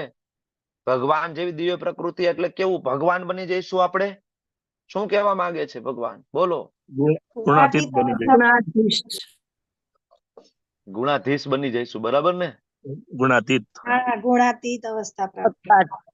ગુણાધીશ નહીં, સચ્ચિતાનંદ. સચ્ચિતાનંદ સ્વરૂપ, ગુણાતીત અવસ્થા પ્રાપ્ત કરી જશે. ગુણાધીશ નહીં, ભગવાન ગુણાધીશ પણ છે, ભગવાન ગુણાતીત પણ છે. તો અહીંયા ભગવાનની જે દિવ્ય પ્રકૃતિ છે, સતચિત આનંદ સ્વરૂપ, ભગવાન કે એ પ્રાપ્ત કરી લેશે. એ પ્રાપ્ત કરી લેશે. અને પછી સર્જન સમય એનો જન્મ નહીં થાય બીજી વાર, કારણ કે મારા ધામમાં આવી જાય. બરાબર. અને બીજું, અહીંયા હશે ત્યારે પણ કદાચ પ્રલય જેવી સ્થિતિ આવશે ને તો પણ વ્યથિત નહીં થાય. ભગવાનના મહાન ભક્તોના એક્ઝામ્પલ જોવો તમે, ભક્તમાલ ખોલો, શ્રીમદ ભાગવતમ ખોલો, એમાં કુંતી મહારાણીનું જીવન જોવો તમે. કુંતી મહારાણીને પેલા જ ખબર હતી કે આ નારાયણ છે, વિષ્ણુ છે, કૃષ્ણ છે, અનંત કોટી બ્રહ્માંડના સ્વામી છે. ખબર હતી ને કુંતી મહારાણીને. છતાં પણ યુદ્ધ ભૂમિ ઉપર એમના પોતાના પૌત્રોના માથા કાપીને અશ્વત્થામાં લઈ ગયો હતો. બરાબર. છતાં એકે શ્લોક એવો હોય ભાગવતમની અંદર હોય તો મને બતાવો કે જેમાં કુંતી મહારાણીએ કમ્પ્લેન કરી હોય કૃષ્ણને. કુંતી મહારાણીએ કમ્પ્લેન કરી હોય, એક શ્લોક હોય તો બતાવો. નથી, એક પણ નહીં. કારણ કે જીવનમાં પ્રલય જેવી પરિસ્થિતિ આવે તો પણ ભગવાનનો ભક્ત વ્યથિત થતો નથી. આપણે દૂરની ક્યાં વાત કરીએ? નરસિંહ મહેતા 500 વર્ષ પહેલાની આપણે વાત કરીએ ને, એના જીવનમાં શું તકલીફ નહોતી? આપણે તો વારંવાર એની જીવન વિશે વાત કરીએ છીએ. શું તકલીફ નહોતી? અરે મીરાબાઈના જીવનમાં શું તકલીફ નહોતી? રાજકુમારી હતા અને રાજ રાણી બનીને ગયા. બરાબર, રાજ રાણી બનીને ગયા અને ઘરના લોકો ઝેર પીવડાવવા માટે તૈયાર હતા. ઘરના લોકો જ. શું તકલીફ નહોતી એના જીવનમાં? એ મને કહો. ઘર પરિવાર છોડ્યું, વૃંદાવન ગયા, સાધ્વી બની ગયા, વૈરાગી બની ગયા. શું તકલીફ નહોતી? બરાબર. છતાં એને કોઈ તકલીફ લાગી નહીં, કારણ કે એમાં વ્યથિત થતો નથી. ભગવાનનો ભક્ત છે, ક્યારેય આવી સ્થિતિ આવે પ્રલય જેવી તો પણ એમાં ક્યારેય વ્યથિત થતો નથી. ભગવાન જેવો નેચર એને પ્રાપ્ત થાય છે. ભગવાન જેવો નેચર. બરાબર. આપણે તો કેવા છે, નાની નાની વાતમાં આપણે વિચલિત થઈ જાય. શેર બજાર થોડુંક ડાઉન જાય તો આપણો બીપી વધી જાય, તરત ધબકારા વધી જાય. બરાબર ને? તરત જ ક્લિયર વાતાવરણ ન હોય તો પણ આપણો સ્વભાવ બરાબર તરત બગડી જાય છે. નાની નાની વાત, નાની નાની પરિસ્થિતિમાં આપણે ડિસ્ટર્બ થઈ જાય છે. પણ પ્રહલાદ મહારાજ જેવી સ્થિતિ પ્રાપ્ત થાય છે. ભક્ત પ્રહલાદ, આપણે વિચાર કર્યો છે, આપણે એની વિશે ઘણી વાર વાત કરી છે ને, પ્રહલાદ મહારાજ વિશે. વિચાર કરો, એના પોતાના પિતાજી એક પણ એવી યોજના બાકી નથી રાખતા કે જેના દ્વારા એનું મૃત્યુ ના થાય. સગો બાપ, બોલો તો ખરું, વિચારો તો ખરી તમે. સગો બાપ, એક વસ્તુ બાકી નહીં. બરાબર. કાળોતરો સાપની વચ્ચે મૂકી દેવા. એક સાપ નહીં, બે સાપ નહીં. તમે ખાલી વિચાર કરો. તો અત્યારે ચર્ચા કરવી એટલી સહેલી લાગે. તમે વિચાર કરો કે તમને એક રૂમમાં પૂરી દીધા હોય, એક રૂમમાં ખુરશી ઉપર તમને બેહાડી દીધા હોય અને રૂમની અંદર 1000 સાપ મૂકી દીધા હોય કે જે બધા કોબરા છે અને બધા સાપ ફરી રહ્યા છે રૂમની અંદર. બરાબર. વિચાર ખાલી કરો, આપણને કંપારી ઉપડી જાય. અને પ્રહલાદ મહારાજ ત્યાં બેઠા બેઠા હરે કૃષ્ણ કૃષ્ણ કૃષ્ણ હરે હરે, હરે રામ રામ રામ હરે હરે. સાપ આટા મારે છે આજુબાજુમાં. એક સાપ ખુરશી ઉપર ચડે છે ને એક પાછળ છે ને એક પગ ઉપર ચડે છે ને આ બાજુ. કોઈ ફરક નથી પડતો પ્રહલાદ મહારાજને. કઈ સ્થિતિ પ્રાપ્ત થાય વિચાર તો કરો. બરાબર, ખાલી આપણે વિચારીએ જ કંપારી ઉઠી જાય. આપણે તો ખાલી દૂરથી જોઈને માળા મુકાઈ જાય આપણી. બરાબર, માળા મૂકીને ભાગવા માંડીએ આપણે દૂરથી જોઈ ને ત્યાં જ. આ તો એ જ રૂમમાં પૂરે તોય કાંઈ ન થાય. પ્રલય જેવી સ્થિતિ હોય તો પણ ભગવાનનો ભક્ત છે વ્યથિત ના થાય. ભગવાન કહે છે સર્વ યોનિષુ કૌંતેય મૂર્તય સંભવંતી. આ જગતનું સર્જન ભગવાન દ્વારા થયું છે. આ શ્લોકની અંદર ભગવાન બહુ જ ક્લિયરલી સરસ મજાનું કહે છે તાસામ બ્રહ્મ મહદ યોનિર અહમ બીજ પ્રદહ પિતા. આ પ્રકૃતિ છે એ માં છે અને ભગવાન છે પિતા છે. જ્યાં સુધી ભગવાન બીજ ના આપે ને ત્યાં સુધી આપણો જન્મ ના થાય. ભૌતિક જગતમાં એવું જ છે ને, આપણને એમ લાગે કે સ્ત્રી છે ગર્ભ ધારણ કરે અને જન્મ આપે, પણ જ્યાં સુધી પિતા દ્વારા બીજ ના આપવામાં આવે તો સ્ત્રી કોઈ ગર્ભ ધારણ ના કરી શકે. કારણ કે આત્માનું ટ્રાન્સમાઇગ્રેશન છે પુરુષ દ્વારા થાય છે આત્માનું. અને મેડિકલ સાયન્સ પણ સ્વીકારતી થઈ ગઈ છે. મેડિકલ સાયન્સ પણ જયારે રિપોર્ટ કરે ને ત્યારે કેટલા સ્પર્મ છે મોટાઇલ છે કે નોન મોટાઇલ છે. પુરુષનો જયારે રિપોર્ટ થાય, રિપોર્ટનો બરાબર જે સેમ્પલ માઇક્રોસ્કોપમાં મૂકે તો વૈજ્ઞાનિકો જોઈ શકે છે કે હલે છે, એ મોટાઇલ હોય છે, એની અંદર જીવ હોય છે, ચેતના હોય છે.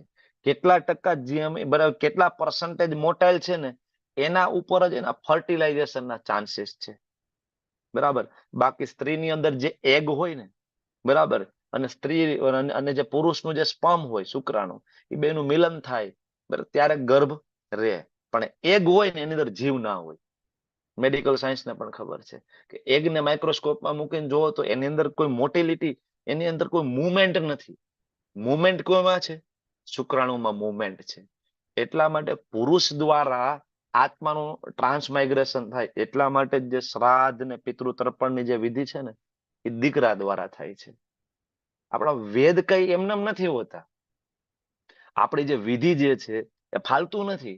એને બધાને ખબર હતી. વેદમાં ઉપનિષદોમાં આ લોકોને ખ્યાલ હતો કે કોનાથી આત્માનું ટ્રાન્સમાઇગ્રેશન થાય. પુરુષ દ્વારા આત્માનું ટ્રાન્સમાઇગ્રેશન થાય, સ્ત્રી દ્વારા ના થાય. એટલે ભગવાન અહીં કહે છે અહમ બીજ પ્રદહ પિતા. બીજ આપનાર પિતા કૃષ્ણ છે. ઓરિજિનલ આપણા બધાના પિતા કોણ છે? કૃષ્ણ છે.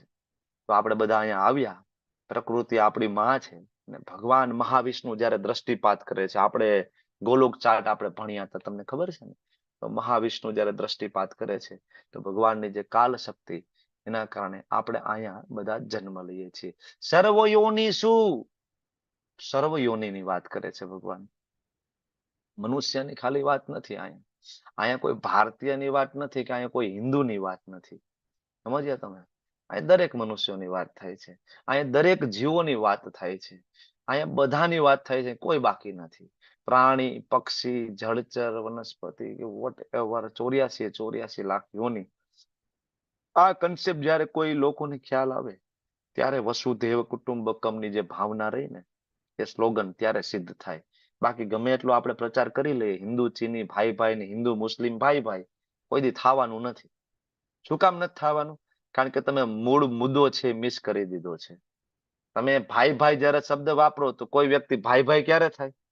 મને તમારે એક ભાઈ જેવો પ્રેમ આવે ક્યારે? મને પ્રેમ આવે ખરા હૃદયથી જયારે મને ખબર પડી જાય ને કે તમારા ને મારા બેના પિતા એક છે.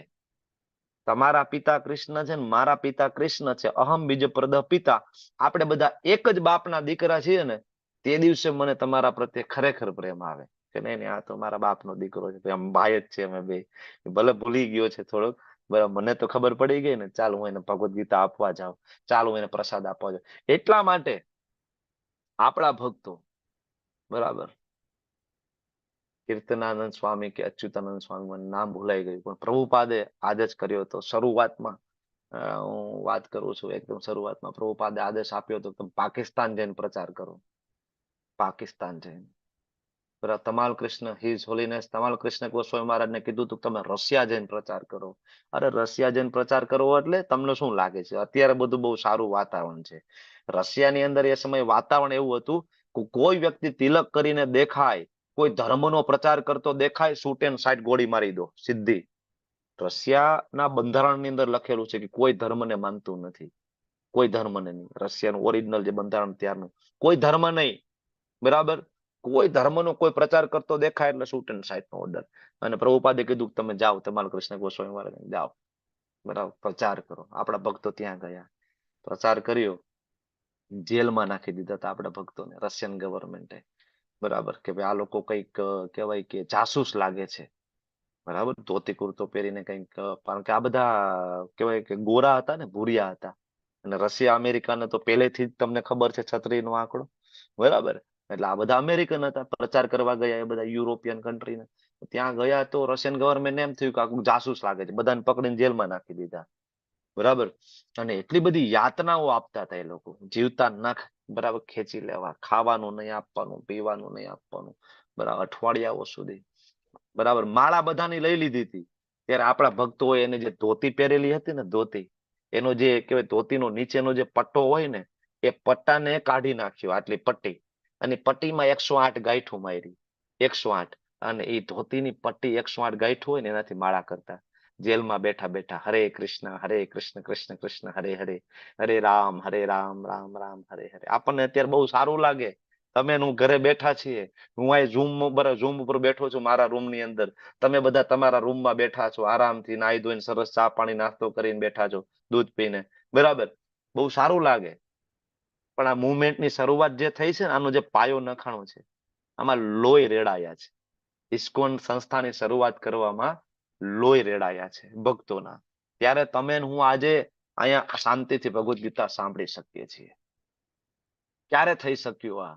રશિયાની અંદર પ્રચાર કરો, પાકિસ્તાનમાં પ્રચાર કરો, બાંગ્લાદેશની અંદર પ્રચાર કરો, કેવી રીતના થઈ શકે? કેવી રીતના એ પ્રેમ આવે પાકિસ્તાનમાં જઈને પાકિસ્તાનીઓને પણ કૃષ્ણ આપવાનો? ક્યારે ભાવ આવે? આપણને હજી ના આવે, કારણ કે આપણે હજી ભગવદ્ ગીતા સમજ્યા નથી. પણ જે સમજી ગયા એની ભાવ આવે કે ના ના, ભલે પાકિસ્તાની હોય, હિન્દુ હોય, મુસ્લિમ હોય, બધા જ કૃષ્ણના બાળકો છે. અહમ બીજ પ્રદ પિતા. એટલા માટે પ્રભુપાદ અમેરિકા ગયા, હજારો અમેરિકન એની સાથે આવી ગયા. તેનું બેકગ્રાઉન્ડ કેવું હતું? ટોટલી નાસ્તિક, કૃષ્ણને ઓળખતા જ નહોતા, ખબર નહોતી, રામકૃષ્ણનું નામ 7 પેઢી નહોતું સાંભળ્યું, બરાબર. અને જેવા પ્રભુપાદ ગયા અને તરત જ ધીમે ધીમે બધા એક્સેપ્ટ કરી લીધા. શું કામ? કારણ કે કૃષ્ણ પ્રત્યેનો પ્રેમ તો હૃદયમાં હતો જ, ખાલી યાદ દેવડાવવાનું હતું કે તમારા પિતાજી કૃષ્ણ છે, ખાલી યાદ અપાવવાનું હતું. પણ ભગવાનના શુદ્ધ ભક્ત જયારે યાદ અપાવે ને તો યાદ આવે, બરાબર. તો 84 લાખ જે યોની છે ભગવાન દ્વારા સર્જન કરવામાં આવી, અને આપણે એમાં ઉપર નીચે થઈ રહ્યા છે. તો હવે ભગવાન સત્વગુણની વાત કરે છે કે સત્વગુણ, રજોગુણ અને તમોગુણની આ જે પ્રકૃતિ છે, ભૌતિક પ્રકૃતિ, જીવ જયારે આના સંસર્ગમાં આવે છે ને ત્યારે ગુણોથી બદ્ધ થઈ જાય છે. જો આ જે અધ્યાય જે છે લેવલ 2 માં આવશો તો હજી વિસ્તારપૂર્વક ત્યાં આપણે આ સમજવાની કોશિશ કરશું કે આ અધ્યાય ભૌતિક પ્રકૃતિના જે 3 ગુણો છે ને, એ આ ભૌતિક જગતનું બંધારણ છે. બંધારણ એટલે ન્યાયતંત્ર. જેમ તમે ભારતની અંદર છો તો ભારતની અંદર ઇન્ડિયન પિનલ કોડ લાગુ પડે, બરાબર. તમે રોડ ઉપર નીકળો તો જે કઈ રૂલ્સ એન્ડ રેગ્યુલેશન હોય, બરાબર, એને તમારે ફોલો કરવા પડે. હેલ્મેટ પહેરવું પડે, તમારી પાસે લાયસન્સ રાખવું પડે, બરાબર ને? નહીતર તમને પોલીસ રોકે, બરાબર, અને પછી તમારે ફાઇન ભરવો પડે. જે દેશમાં તમારો જન્મ થાય, જે દેશમાં તમે જાઓ જોબ કરવા, તો તમારે ત્યાંના કાયદા તરત લાગુ પડી જાય ને. તમે લોકો અહીં ભારતમાં રહ્યો છો, પણ ધારો કે તમે અમેરિકા જાઓ, તમે કેનેડા જાઓ, તો તમે કેનેડામાં જેવા લેન્ડ થાવ તરત જ તમારા ઉપર કેનેડાના કાયદા લાગુ પડે. અચ્છા, કાયદા શું કામ હોય? કાયદા હોય શું કામ? કાયદા શું કામ રાખવા પડે? ના રાખે શું વાંધો કાયદા? મને કયો. વ્યવસ્થા જાળવવા માટે. વ્યવસ્થા જાળવવા માટે. વ્યવસ્થા જાળવવા માટે. ટૂંકમાં જે સારા મનુષ્યો છે સમાજની અંદર, એ શાંતિપૂર્વક જીવી શકે, બરાબર, એટલા માટે કાયદાની જરૂર પડે. એવી રીતના આપણે જયારે ભૌતિક જગતમાં આવ્યા તો તમને પ્રશ્ન થાય ને કે તો પછી આ સતોગુણ, રજોગુણ, તમોગુણની લપ ના કરી હોત તો ભગવાને ખોટું આ કર્યું ને આપણે તો બધા બંધાઈ ગયા ને હવે આપણે ફસાઈ ગયા. અરે આ એટલા માટે કર્યું કે આપણે બધા ભોગ ભોગવવા માટે આવ્યા છીએ. શેના માટે આવ્યા છીએ? ભોગ ભોગવવા માટે. તો ભોગ ભોગવવાની એક મર્યાદા તો હોય કે નહીં? મર્યાદા. એ મર્યાદા છે સતોગુણ, રજોગુણ, તમોગુણ નામના 3 કાયદા આપણા ઉપર મૂકવામાં આવ્યા કે કાયદે મેં રહોગે તો ફાયદે મેં રહોગે, નહીતર ગયા કામથી. ભૌતિક જગતમાં એવું જ છે ને, અહીંયા એવું જ છે ને, કાયદામાં રહેવું પડે ને. ગલ્ફની અમુક કન્ટ્રીઝ છે બરાબર, એટલા બધા કાયદા ખરાબ છે, એટલા કાયદા ખરાબ છે કે જો તમે ચોરી કરો તમારા હાથ કાપી નાખે છે ને. લોકો તાળું નથી મારતા, અમુક શોરૂમ ખુલ્લા પડ્યા હોય, મજાલ છે કોઈની અંદરથી કોઈ વસ્તુ ચોરી કરી શકે. અને એમાં જો રેપ જેવું કઈ બલાત્કાર જેવું કોઈ કામ કર્યું તો ચોરાહા ઉપર લઈ લટકાવી દેવામાં આવે. કોઈને છે તેવડ ન્યા જઈને કરવાની? ના કરે. જેટલો કાયદો સ્ટ્રોંગ, ભગવાન એટલા માટે આ કાયદા આપ્યા કે ભોગ ભોગવવાની એક મર્યાદા તો હોય ને. બાકી આપણે ભોગ ભોગવવા આવ્યા છીએ ને, તો આપણે તો બધાનું ભોગવવું છે ભાઈ, બધાનું. મારે મારું જોઈ છે ને મારે તમારું જોઈ છે. મને તમારી ગાડી ગમે છે, મને તમારો બંગલો ગમે છે, બરાબર, મને તમારું ફાર્મ હાઉસ ગમે છે, મારે ઈ જોઈ છે. અરે ત્યાં સુધીની ક્યાં વાત કરો છો? જીવ આપણે ભોગવવાની કોઈ મર્યાદા જ નથી. બીજાની પત્ની ગમે છે, બીજાની દીકરી ગમે છે, કોઈ મર્યાદા નથી. જીવને ભોગ ભોગવવાની છે મર્યાદા? છે? બધાનું બધું ગમે છે, બધું મારું જ છે, હું જ ભોગતા છું, ભોગવું હું જ ભોગવું. મર્યાદા તો હોય. અને જો મર્યાદામાં નહીં રહ્યો તો હેરાન થશો. એટલે આ સત્વગુણ, રજોગુણ, તમોગુણ નામના 3 જે કોડ છે ભગવાને એટલા માટે મૂકવામાં આવી છે. એટલે આપણે તરત અહીં બદ્ધ થઈ જાય છીએ. બરાબર. તો સત્વગુણ છે બીજા કરતા સારો છે, થોડો પ્રકાશ આપનારો છે. સત્વગુણની અંદર વ્યક્તિ છે એ જ્ઞાનનો પ્રકાશને થોડો સમજી શકે છે. પાપ કર્મમાંથી વ્યક્તિ મુક્ત થઈ જાય, સારા કામ કરતો થઈ જાય છે. અને આ ગુણમાં અવસ્થિત હોય તો પ્રોબ્લેમ તો એ છે કે એમાં સુખ અને જ્ઞાનથી બંધાઈ જાય. ખાલી કોઈ વ્યક્તિ સત્વગુણની અંદર આવે, ઇવન આ જગતની અંદર તો પણ એમાં 2 વસ્તુનું બંધન છે. એક તો સુખથી. સત્વગુણી વ્યક્તિ થોડા સુખી થઈ જાય, કારણ કે તો પાપ ના કરતા હોય ને, એટલે પ્રકૃતિ પણ એને સપોર્ટ કરે. સુખી હોય એ વ્યક્તિ, માનસિક રીતના પણ સુખી હોય. અને બીજું, સત્વગુણી વ્યક્તિનું મન સ્ટેબલ હોય ને, એટલે જ્ઞાન જલ્દી એક્સેપ્ટ કરી શકે, જલ્દી જ્ઞાન એ સ્વીકારી શકે. બરાબર. ભૌતિક જગતના જ્ઞાન જલ્દી એને સમજાઈ જાય. બરાબર. તો આની અંદર ઘણા બધા સારા વૈજ્ઞાનિકો, ફિલોસોફર ને આ બધા આવે. બરાબર. પણ આને તમે જયારે ભગવદ્ ગીતાની એવી વાત કરવા જાવ તો એમ કે ના ના, અમે બહુ સુખી છીએ ભાઈ, અમારે જો એક ઘર અમેરિકામાં છે, કેનેડામાં છે, 2 દીકરા સેટલ છે, દીકરી ઓસ્ટ્રેલિયામાં છે, દીકરો બરાબર અહીંયા છે, અમારે બધું બરાબર છે, અમારે કઈ આ બહુ કઈ જરૂર નથી. ભગવદ્ ગીતા અમારે ભણવાની, વાંચવાની જરૂર નથી. શું કામ?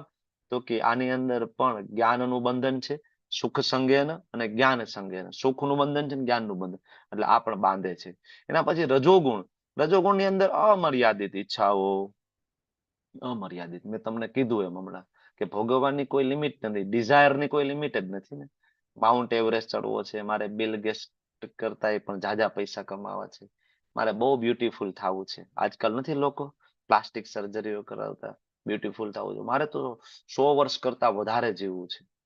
ખબર છે ને ઘણા બધા લોકો, મારે તો હું મરી જાઉં પછી મારે પાછું જીવતું થવું છે. ત્યાં તો લોકો, અમેરિકાની અંદર એક એવી સંસ્થા ચાલે છે કે લોકો મરી જાય પછી એની ડેડ બોડીને સાચવી રાખે. એમ કે તમારા જેટલા પૈસા છે અમને આપી દો, તમે ગૂગલ કરજો મળી જશે. બરાબર. એ લોકો ડેડ બોડીને સાચવી રાખે, હાઇડ્રોજન લિક્વિડ ની અંદર એ લોકો રાખે. એક ફેમસ ટેનિસ પ્લેયર, હું નામ ભૂલી ગયો, બરાબર, ફેમસ ટેનિસ પ્લેયર, લગભગ એનું બોડી સાચવવામાં આવ્યું છે. ફેમસ છે, વર્લ્ડ ફેમસ. એનું ડેડ બોડી પણ સાચવવામાં આવ્યું છે. અને સંસ્થા એવું કે છે કે તમારા પૈસા અત્યારે અમને આપી દો, અને અમે ફરીથી જયારે ટેકનોલોજીનો વિકાસ થઈ જશે ને, ત્યારે આ શરીરને અમે જીવતું કરી દેશું. પછી તમે જીવતા થશો, તમારે પૈસાની જરૂર તો પડશે ને. બરાબર. તો અમે અમારો ચાર્જ છે એ કાપી અને બાકીના પૈસા તમને પાછા આપી દઈશું. અને મૂર્ખ લોકો આમાં પણ ઇન્વેસ્ટ કરે છે, બોલો. ને મરી ગયા પછી પાછું જીવતું થવું છે. ના ના, પાછા જીવતા હશો, અમારી ડેડ બોડી સાચવી રાખજો. બરાબર. એ વિચારતા જ નથી કે આ મૃત્યુલોક છે. બરાબર. મૃત્યુલોક છે. મરવું એ પરમ સત્ય છે આ જગતનું. મરવાનું કન્ફર્મ છે. બરાબર. તો અનલિમિટેડ ડિઝાયર છે લોકોની. માઇકલ જેક્સનની પણ ઈચ્છા હતી ને. બરાબર. મારે તો 120 વર્ષ જીવવું છે. આજુબાજુમાં ડોક્ટરોની ટીમ તૈનાત રાખી હતી, 3 ડઝનથી વધારે ડોક્ટરો હતા એની પાસે. કોઈ પણ ને માઇકલ જેક્સન ગ્લોવ્સ પહેર્યા વગર હાથ ડાળતો નહોતો. બરાબર. જૂના વિડીયો 90s ની હું વાત કરું છું. હંમેશા વ્હાઇટ કલરના ગ્લોવ્સ એને પહેરેલા હોય. બરાબર. કેટલી બધી પ્લાસ્ટિક સર્જરીઓ થઈ. એનો બેડ પણ એને સ્પેશિયલ બનાવેલો હતો. આપણે જે સૂઈએ ને એવો બેડ નહોતો. માઇકલ જેક્સનનો બેડ છે એ એમાં ઓક્સિજન એને એક્સ્ટ્રા મળી શકે એ ટાઈપનો બેડ એને ડિઝાઇન કરાવ્યો હતો કે સૂઈ જાય, ઉપરથી પેક થઈ જાય અને અંદર એક્સ્ટ્રા ઓક્સિજન સપ્લાય એને મળે, કે રાત્રે ગુંગળાઈને હું મરી ન જાઉં, ઓક્સિજન ઘટી ન જાય મારા શરીરમાં. બરાબર. એવા એવા ડોનર રેડી રાખ્યા હતા કે કિડની ફેલ થઈ જાય તો કિડની આપવા વાળો રેડી, હૃદય નબળું પડે તો હૃદય આપવા વાળો રેડી, લીવર ખરાબ થાય તો લીવર વાળો રેડી, આંખ બગડી જાય તો આંખ વાળો રેડી. બધા રેડી રાખ્યા હતા. બધાને પેમેન્ટ ચૂકવતો હતો. બરાબર. લાઈફ ટાઈમ પેમેન્ટ કે હું આપીશ તમને. અને નાની એવી ઉંમરે 3 ડઝન ડોક્ટરોની વચ્ચે ડોક્ટરો કાંઈ કરી નથી શકતા, વયો ગયો. બરાબર ને? અનલિમિટેડ ડિઝાયર લોકોની. તો આ જે છે રજોગુણ છે. તૃષ્ણા ક્યારે શાંત ના થાય, આ ઈચ્છા હોય તૃષ્ણા. બરાબર. અને આથી દેહધારી જીવ સકામ કર્મ, હવે આ કરવા માટે સકામ કર્મ કરે જ રાખશે. હવે આ સકામ કર્મની વ્યાખ્યા એટલે ખાલી સારા કર્મને સકામ ના કહેવાય, પણ જેની અંદર કામ હોય કે જેની અંદરથી મારે કંઈક લઈ લેવું છે, બધા. એટલે આની અંદર પાપ પણ આવી ગયા ને પુણ્ય. એટલે આ એની અમર્યાદિત ઈચ્છા પૂરી કરવા માટે વ્યક્તિ શું કરે? સતત સકામ કરે. સારા કર્મ કરે ને સાથે સાથે શું કરે? કાળા બજારી પણ કરે. કરીએ છીએ ને આપણે બધા, પણ નથી કરતા કામ ધંધાની અંદર? હે, જનરલી તો શાસ્ત્ર તો એવું કે છે સવાયું. શું કરીએ? શાસ્ત્રમાં શું લખે? શ્રી સવા. તમને ખ્યાલ છે ને, બ્રાહ્મણ આવે ને લખે, તમે કઈક નવું જોબ બિઝનેસ નું ઓપનિંગ કર્યું હશે તો બ્રાહ્મણ ત્યાં લખે શ્રી સવા. સવા એટલે શું? કે ભાઈ હું સવાયું હું કમાઈશ, આનાથી જાજુ નહીં. બરાબર. 1 રૂપિયાની વસ્તુ, 100 રૂપિયાની વસ્તુ હોય તો 125 રૂપિયા સુધી વેચીશ. હું મારો 25 રૂપિયાનો ફાયદો એની અંદર રાખીશ. અને એ જે 25 રૂપિયા છે એમાં પણ હું ભગવાનની સેવામાં વાપરીશ, અને બાકીના વર્ષે મારા માટે. આને કહેવાય શ્રી સવા. આપણે લખીએ તો છીએ શ્રી સવા, અને પછી આપણે શ્રી 100 ગણું, શ્રી 200 ગણું, શ્રી 500 ગણું આપણે પ્રોફિટ રાખીએ છીએ. છે ને? આને કહેવાય અમર્યાદિત ઈચ્છાઓ. અને આ અમર્યાદિત ઈચ્છાઓના કારણે આપણે શું કર્યું છે? તો કે સકામ કર્મ. શ્રી સવામાંથી શ્રી 100 ગણું આપણે કરીને બેઠા છીએ. તો આનું ફળ નહીં ભોગવવું પડે? ભોગવવું પડશે ને. એટલા માટે ભૌતિક જગતના દરેક કાર્ય છે પાપથી દૂષિત છે. બરાબર. કોઈ પણ કર્મ હોય, તમે ગમે એટલું સારું કામ કરી લો ભૌતિક જગતનું, પાપથી દૂષિત છે. એ ભરતપુત્ર એમ જાણી લે. હવે તમોગુણ વિશે વાત કરે ભગવાન, કે જે તમોગુણ છે તો દેહધારી જીવોનો મોહ છે, અને આની અંદર ઉન્માદ, આળસ અને નિંદ્રા. આજ તો રજા છે, મમ્મી આજ રવિવાર છે, મને 11 વાગ્યા સુધી ઉઠાડતી નહીં. અને ખરેખર દર વખતે આ અધ્યાય આવે ત્યારે રવિવાર જ હોય છે. આજે રવિવાર છે ને. ઘોર તમોગુણ ની અંદર લોકો સુતા છે. કેટલી અત્યારે સ્ટ્રેન્થ છે? 85, 85 ની. રોજ કેટલી હોય છે? 120, 130, 140, 150, 150 સુધીની સ્ટ્રેન્થ આ ક્લાસમાં હોય છે. આજ કેટલી છે? 85. બાકી બધા કઈ ગયા? બરાબર. રવિવાર છે આજે, મમ્મી આજ ઉઠાડતી નહીં, આજે ક્લાસ નહીં. તમોગુણી માયા ખેંચી લે આપણને. ભગવદ ગીતાના રોજ ક્લાસ એટેન્ડ કરતા હોય તો પણ ખેંચી લે. શું કામ? કારણ કે નામ જપનો તમે સહારો નથી લીધો એટલા માટે. જો તમે બ્રહ્મ મુહૂર્તની અંદર નામ જપનો સહારો લો, બરાબર, તો બહુ ચાન્સ ઓછા છે. જો તમે સાધુ સંગ રોજ કરો, ભક્તોનો સંગ કરો, સત્સંગ કરો, બરાબર, તો ચાન્સ ઓછા છે. નહીતર માયાદેવી તમને ન્યાથી પણ ખેંચીને પાછી લઈ જાય. ભગવદ ગીતાના ક્લાસમાંથી પાછી લઈ જાય. ચાલો બહુ થઈ ગયું ભાઈ, હવે 1 કલાકથી પ્રભુજી બોલે છે, બસ હવે ચાલો કરો બંધ. હવે ટીવી કરો ચાલુ, ન્યૂઝ કરો ચાલુ, સિરિયલ કરો ચાલુ. માયાદેવી ખેંચીને લઈ જાય તમને. બરાબર. તો ઉન્માદ, આળસ, નિંદ્રા તમોગુણના લક્ષણ છે. એ ભરતપુત્ર, સત્વગુણ મનુષ્યને સુખથી બાંધે. ભગવાન પોતે કહે છે સોનાની સાંકળ છે. રજોગુણ સકામ કર્મથી બાંધે, ચાંદીની સાંકળ છે. તમોગુણ મનુષ્યને જ્ઞાનથી ઢાંકીને પ્રમાદથી બાંધે, લોખંડની સાંકળ છે. આપણે વાત કરીએ એમ 3 સાંકળ છે. બરાબર. એટલે કોઈ વ્યક્તિ ગમે એટલા સારા કર્મ કરાવી લે માણસ પાસે, સમાજમાં કેટલાય મત પંથ, બરાબર, શાંતિ ને અશાંતિ ને ઓલા પરિવાર ને બધું છે ને, એ આપણને શું કરે છે કે બહુ મોટી જેલ હોય ને, બહુ મોટી જેલ, તો એની અંદર અલગ અલગ પ્રકારના બેરેક હોય જેલની અંદર. તમને ખ્યાલ છે ને? એક તો કાચા કામના કેદી હોય, બરાબર, એના માટેના બેરેક છે એ, બરાબર, સાઈડમાં હોય કે જેમાં હવા ઉજાસ ને બધું હોય, ખાવા પીવાનું મળી રહે. પણ જે લોકો આતંકવાદી આવા હોય ને, એના બેરેક અંદર હોય, ઊંડા ઊંડા હોય, એમાં હવા ઉજાસે પ્રોપર ના હોય. બરાબર. એક નાની એવી હોય, એની અંદર ઝાડો પેશાબ જવાનું બધું ત્યાં જ હોય, ખાવાનું પીવાનું બધું ન્યાન જ કરવાનું. એકદમ નરક જેવી સ્થિતિ આ ટાઈપના બેરેક એને આપે. બરાબર. તો આ બધા લોકો શું કરે છે કે જેલની અંદર આપણે નીચે કક્ષાના બેરેકમાંથી થોડાક ઉપર કક્ષાના આપણે બેરેકમાં લઈ આવે. કે તમોગુણનું બેરેકમાંથી આપણે, બેરેક એટલે ખબર છે ને, બેરેક એટલે જેલની વાત કરું છું. બરાબર. કે ખરાબ જેલમાંથી આપણે થોડીક સારી જેલમાં લઈ આવે રજોગુણ. રજોગુણની થોડીક ખરાબ જેલમાં સત્વગુણની જેલમાં લઈ આવે. પણ મૂળ તો હવે બુદ્ધિશાળી માણસ શું વિચારે? બુદ્ધિશાળી માણસ એમ કે ભાઈ જેલમાંથી બહાર નીકળવાનું હોય. અરે જેલ ગમે એટલી સારી હોય તો એને જેલ જ કહેવાય. જેલ કદાચ અંદર સોનાના સળિયે મઢેલી જેલ હોય તો જેલ જ કહેવાય ને, કે ભાઈ ના આમાં તો સોનાના સળિયા છે ભાઈ, આ સારું પેલા કરતા. ઓલું હતું ને ચાંદીના સળિયા હતા, મજા નહોતી આવતી. બરાબર, હવે સોનાના સળિયા વાળી જેલમાં આવું. અરે ભાઈ જેલ જ છે. સોનાના સળિયાની જેલ હોય, ચાંદીના સળિયાની જેલ હોય, જેલ જ છે. એમાં સત્વગુણ, રજોગુણ, તમોગુણ ત્રણેય જેલ છે. ત્રણેયમાંથી ભગવાન આપણને બહાર નીકળવા માટે કે છે. હવે બધા આ જે ગુણ છે, સત્વગુણ, રજોગુણ, તમોગુણ, એ સ્ટેબલ નથી હોતા. બરાબર, એટલે ભગવાન કહે છે ક્યારેક સત્વગુણ, રજોગુણ, તમોગુણને હરાવીને સત્વગુણ આગળ થઈ જાય, ક્યારેક રજોગુણ, સત્વ અને તમોને હરાવીને રજોગુણ ઉપર આવી જાય, અને ક્યારેક તમોગુણ, સત્વ, રજને હરાવીને તમ ઉપર આવી જાય. તો આ તો આપણે પ્રેક્ટિકલી જોઈએ છીએ, આપણા બધાના વાણી વર્તન ઉપરથી પણ તમને ખ્યાલ આવી જાય. ક્યારેક કોઈ વ્યક્તિ, ખાસ તો તમે લોકો સવારે બ્રહ્મ મુહૂર્તમાં ઉઠતા હોય, આપણે બધા તો ક્લાસમાં એમાં આવી ત્યારે આપણે સત્વગુણમાં હોય. બરાબર, પછી જયારે આપણે પૈસા ઉપર, આપણે પૈસાની પાછળ ગાંડી દોટ લગાવીએ ત્યારે આપણે રજોગુણમાં હોઈએ. પૈસા પૈસા પૈસા પૈસા પૈસા. અને પછી આવીને થાક્યા પાક્યા, અને જો કોઈને કઈ વ્યસન હોય, વ્યસનના રવાડે ચડી જાય, થોડો માવો, પાન, બીડી, તમાકુ કે દારૂ, ઘોર તમોગુણમાં. અને સુઈ જાય તો પણ એ પણ ઘોર તમોગુણ જ છે પાછું. બરાબર, તો આપણે પણ, અને આમે જો વાણી વર્તનમાં ફેર લાગે ને, ક્યારેક બહુ જ ગુસ્સામાં હોય, ક્યારેક બરાબર બહુ સારો સ્વભાવ હોય, તો ક્યારેક આપણે ઘોર તમોગુણમાં હોય, ક્યારેક રજોગુણમાં હોય. એટલે આ સતત ચાલે. ક્યારેક સત્વગુણ 50% હોય, રજોગુણ 40% હોય, અને તમોગુણ 10% હોય. ક્યારેક એવું બને કે તમોગુણ 50% થઈ જાય, સત્વગુણ, રજોગુણ બે 25-25% થઈ જાય. તો આ સતત, એટલે માણસનો એટીટ્યુડ, માણસનો સ્વભાવ સતત અલગ અલગ અલગ આપણને લાગે છે. સ્વયં ભગવાન કે છે કે આ ખેંચતાણ આની પાછળ વચ્ચે આની ચાલે છે. ક્યારેક સત્વગુણ મનને ખેંચી જાય, ક્યારેક રજોગુણ મનને ખેંચી જાય, ક્યારેક તમો. એટલે આ જગતની અંદર એક્ટિવ નેચર છે, એ 3 ગુણ છે. તો જ્યારે હવે ભગવાન ફરીથી સત્વગુણ, રજોગુણ, તમોગુણના લક્ષણો સંક્ષેપમાં આપણને કહે છે કે ભાઈ સર્વે દ્વાર જ્ઞાનના પ્રકાશથી પ્રકાશિત થઈ જાય ને, તો સમજવું કે વ્યક્તિ સત્વગુણ સુધી પહોંચ્યો છે. સર્વે દ્વાર લેવલ 2 માં આવશો તો થોડુંક વિસ્તારપૂર્વક આપણે સમજો. અત્યારે ખાતે આપ તમને એટલું કહી દઉં કે આપણા શરીરમાં 9 દ્વાર છે. 9 દ્વારે પૂરે દેહી, તમને ખ્યાલ છે 9 દ્વાર. એની અંદર 2 આંખ, 2 નાકના પોયણા, 2 કાન, મુખ અને મૂત્ર માર્ગ ને મળ માર્ગ ને, બરાબર. તો 9 દ્વાર છે આની અંદર. હવે સર્વદ્વાર જ્ઞાનથી પ્રકાશિત થવું, તો ખાલી એક એક્ઝામ્પલ આપું કે મુખ છે આપણું. અત્યારે આપણે જયારે ભગવદ્ ગીતા નથી વાંચતા ત્યારે જ્ઞાનથી પ્રકાશિત નથી, તો આપણને શું ખાવું ન ખાવાનો કઈ આપણને ભેદ છે નહીં. આપણે અત્યારે ડુક્કર જેવા છીએ.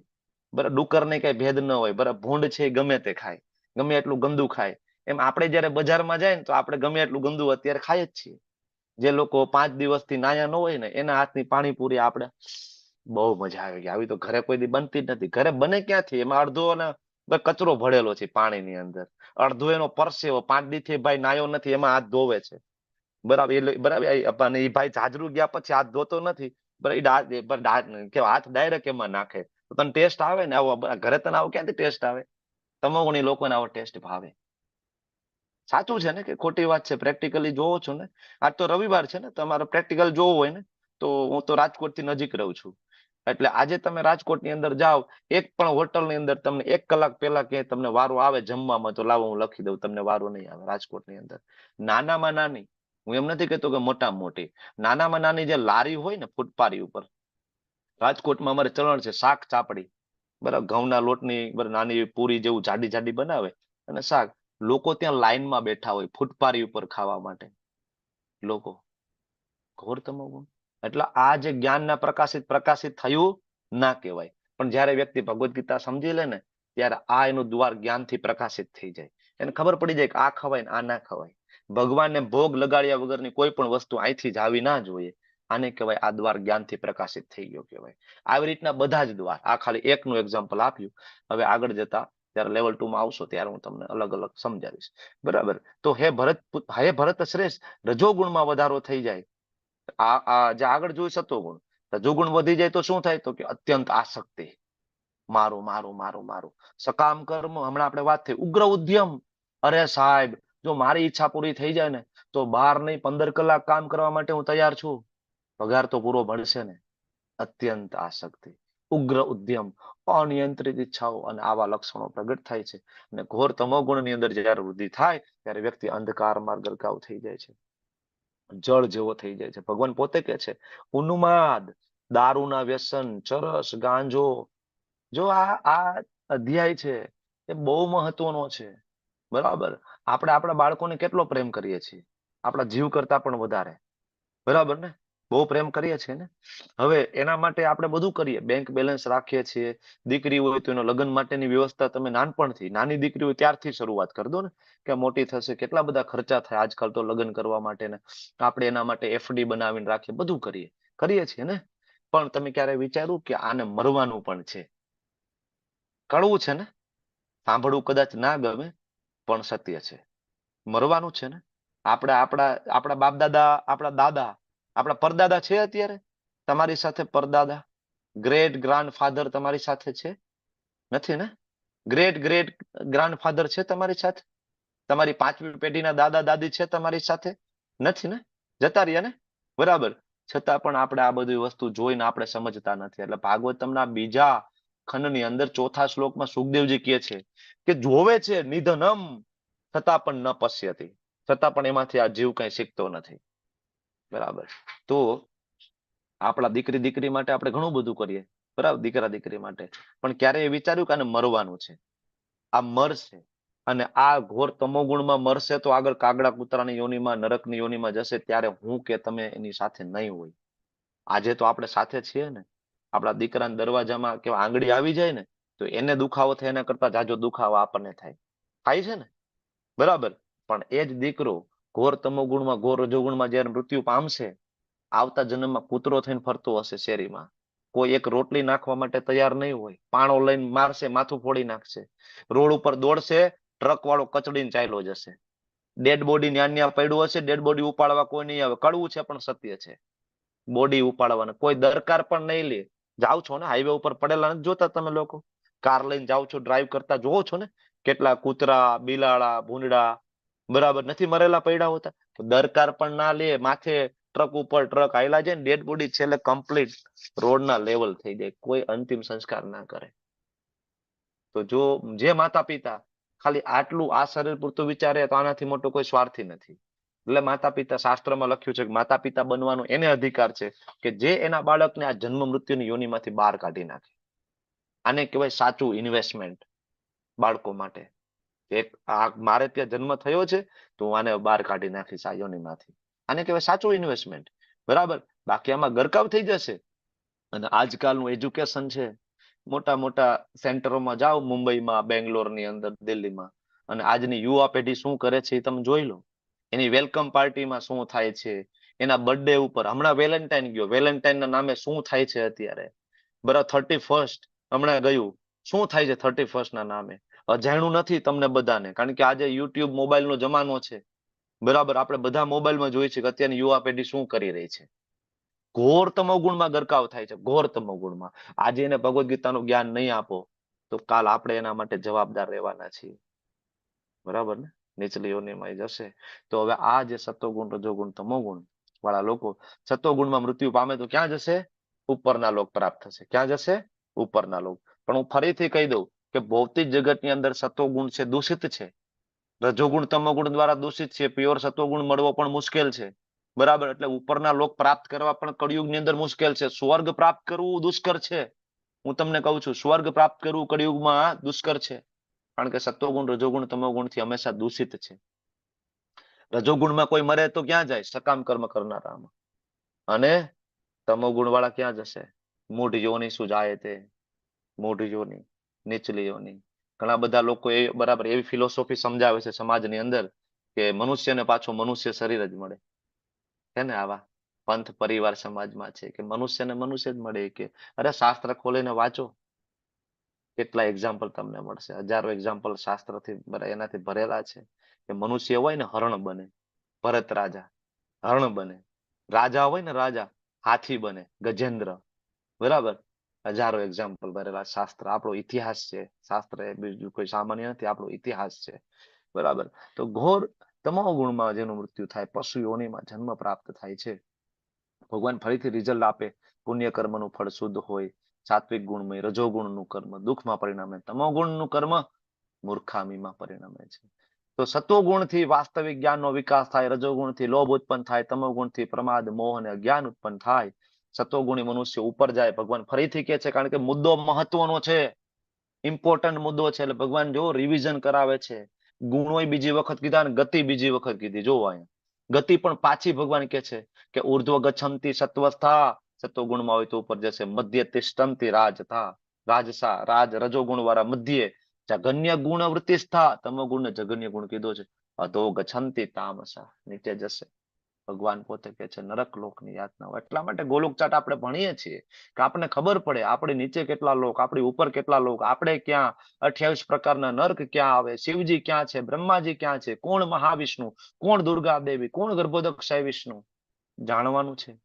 આ નહીં જાણીએ તો આમાંથી કેમ બહાર નીકળવાની ખબર પડશે. બરાબર. તો હવે આટલું બધું સમજાવ્યા પછી આપણને થોડી ચિંતા થાય કે આમાંથી બહાર કેમ નીકળવું. બરાબર. ત્યારે ભગવાન કહે છે જો કોઈ મનુષ્ય સારી રીતના જાણી લે કે સર્વ કાર્યો પ્રકૃતિના 3 ગુણો સિવાય કોઈ કરતા નથી. અહંકાર વિમૂઢ આત્મા કરતા હમિતિ મન. આવો જ શ્લોક છે, તમે શ્લોક ગોતી લેજો. પ્રકૃતે ક્રિયમાણાની ગુણે કર્માણી સર્વસઃ, પ્રકૃતે ક્રિયમાણાની ગુણે કર્માણી સર્વસઃ. બધું જ પ્રકૃતિના 3 ગુણો દ્વારા થાય છે, બધું જ. આવો શ્લોક છે, સેમ. આનો અનુવાદ વાંચો, એનો તમે અનુવાદ વાંચો, સેમ લાગશે.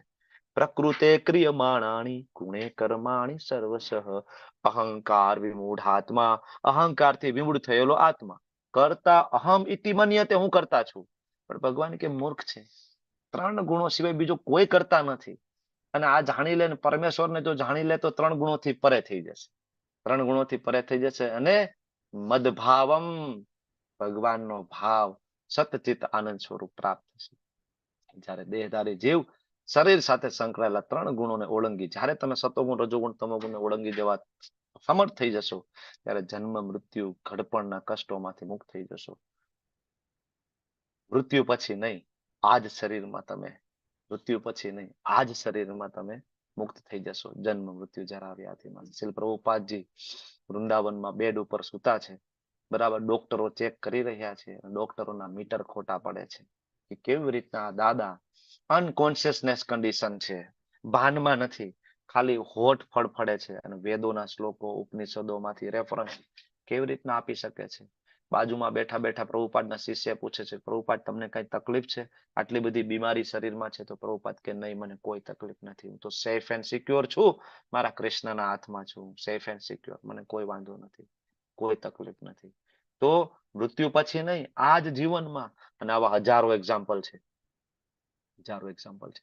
જન્મ મૃત્યુ અને ગડપણ કષ્ટમાં આ જ જીવનમાં તમે મુક્ત થઈ જાઓ. બરાબર. બાકી ગડપણની અંદર બહુ તકલીફ છે ભાઈ, એકલતા સાલે. એવી જનરેશન સાથે રહેવાનું રહે ને, જે જનરેશન તમને એવું કહેશે કે બાપા તમને કઈ ખબર ના પડે, બાપા તમને કઈ આવડતું નથી. આખી જિંદગી બરાબર આપણે ચપ્પલ ઘસી નાખ્યા હોય, માથાના વાળ સફેદ થઈ જાય તડકામાં ફરી ફરીને, આપણી આગળની પેઢીને સુધારવા માટે. બરાબર. આપણું લોહી બાળી નાખીએ પરસેવો પાડી પાડીને. જયારે આ બધું ભેગું કરીએ ને જયારે આપણા દીકરા દીકરી મોટા થાય, થોડાક આપણે ભણાવી ગણાવીને હોશિયાર કરીએ ને આપણે જયારે ગરડા થાય ને ત્યારે દીકરા એમ કે બાપા તમને કઈ ખબર ન પડે, તમને કઈ આવડતું નથી. છે કે નહીં સમાજની અંદર? બરાબર. એ સમયે આવી જનરેશન સાથે રહેવું અને જે એકલતાનો અનુભવ કરવો, એ તો જે લોકો, તમે લોકો ભક્ત છો એટલે જો ઘણા બધા વડીલો છે, એ બધાને અનુભવ હશે. ઘણા બધા આપણી સાથે મોટી ઉંમરના વડીલો છે, એ લોકોને અનુભવ હશે. એને કઈ ચિંતા નથી, જેમ જે થવું એ થાય, અમે ભક્તિ કરીએ છીએ શાંતિ. જો શોભના માતાજી આપણી સાથે છે, જીવનમાં અઢળક તકલીફો છે, અઢળક તકલીફો છે. હા પ્રભુજી. હરે કૃષ્ણ. બરાબર. તો ઘણા બધા લલિત કુમાર વેદ પ્રભુ શરીરમાં કેટલા બધા પ્રોબ્લેમ છે. શોભના માતાજીના પર્સનલ પ્રોબ્લેમ, પર્સનલ જીવનમાં એટલા પ્રોબ્લેમ. શશી માતાજીના દીકરા અત્યારે હોસ્પિટલાઇઝ હતા. બરાબર. તમને ખ્યાલ છે ને? તો આ બધા વૃદ્ધાવસ્થામાં છે બધાને પ્રોબ્લેમ, પણ છતાં જો બધા ભગવદ્ ગીતા ભાગવતમ વાંચતા વાંચતા વાંચતા, ભગવાનનું નામ જપ કરતા કરતા કરતા, બરાબર ને, એક દિવસ બધા જ ભગવાનના ધામમાં જતા રહેશે.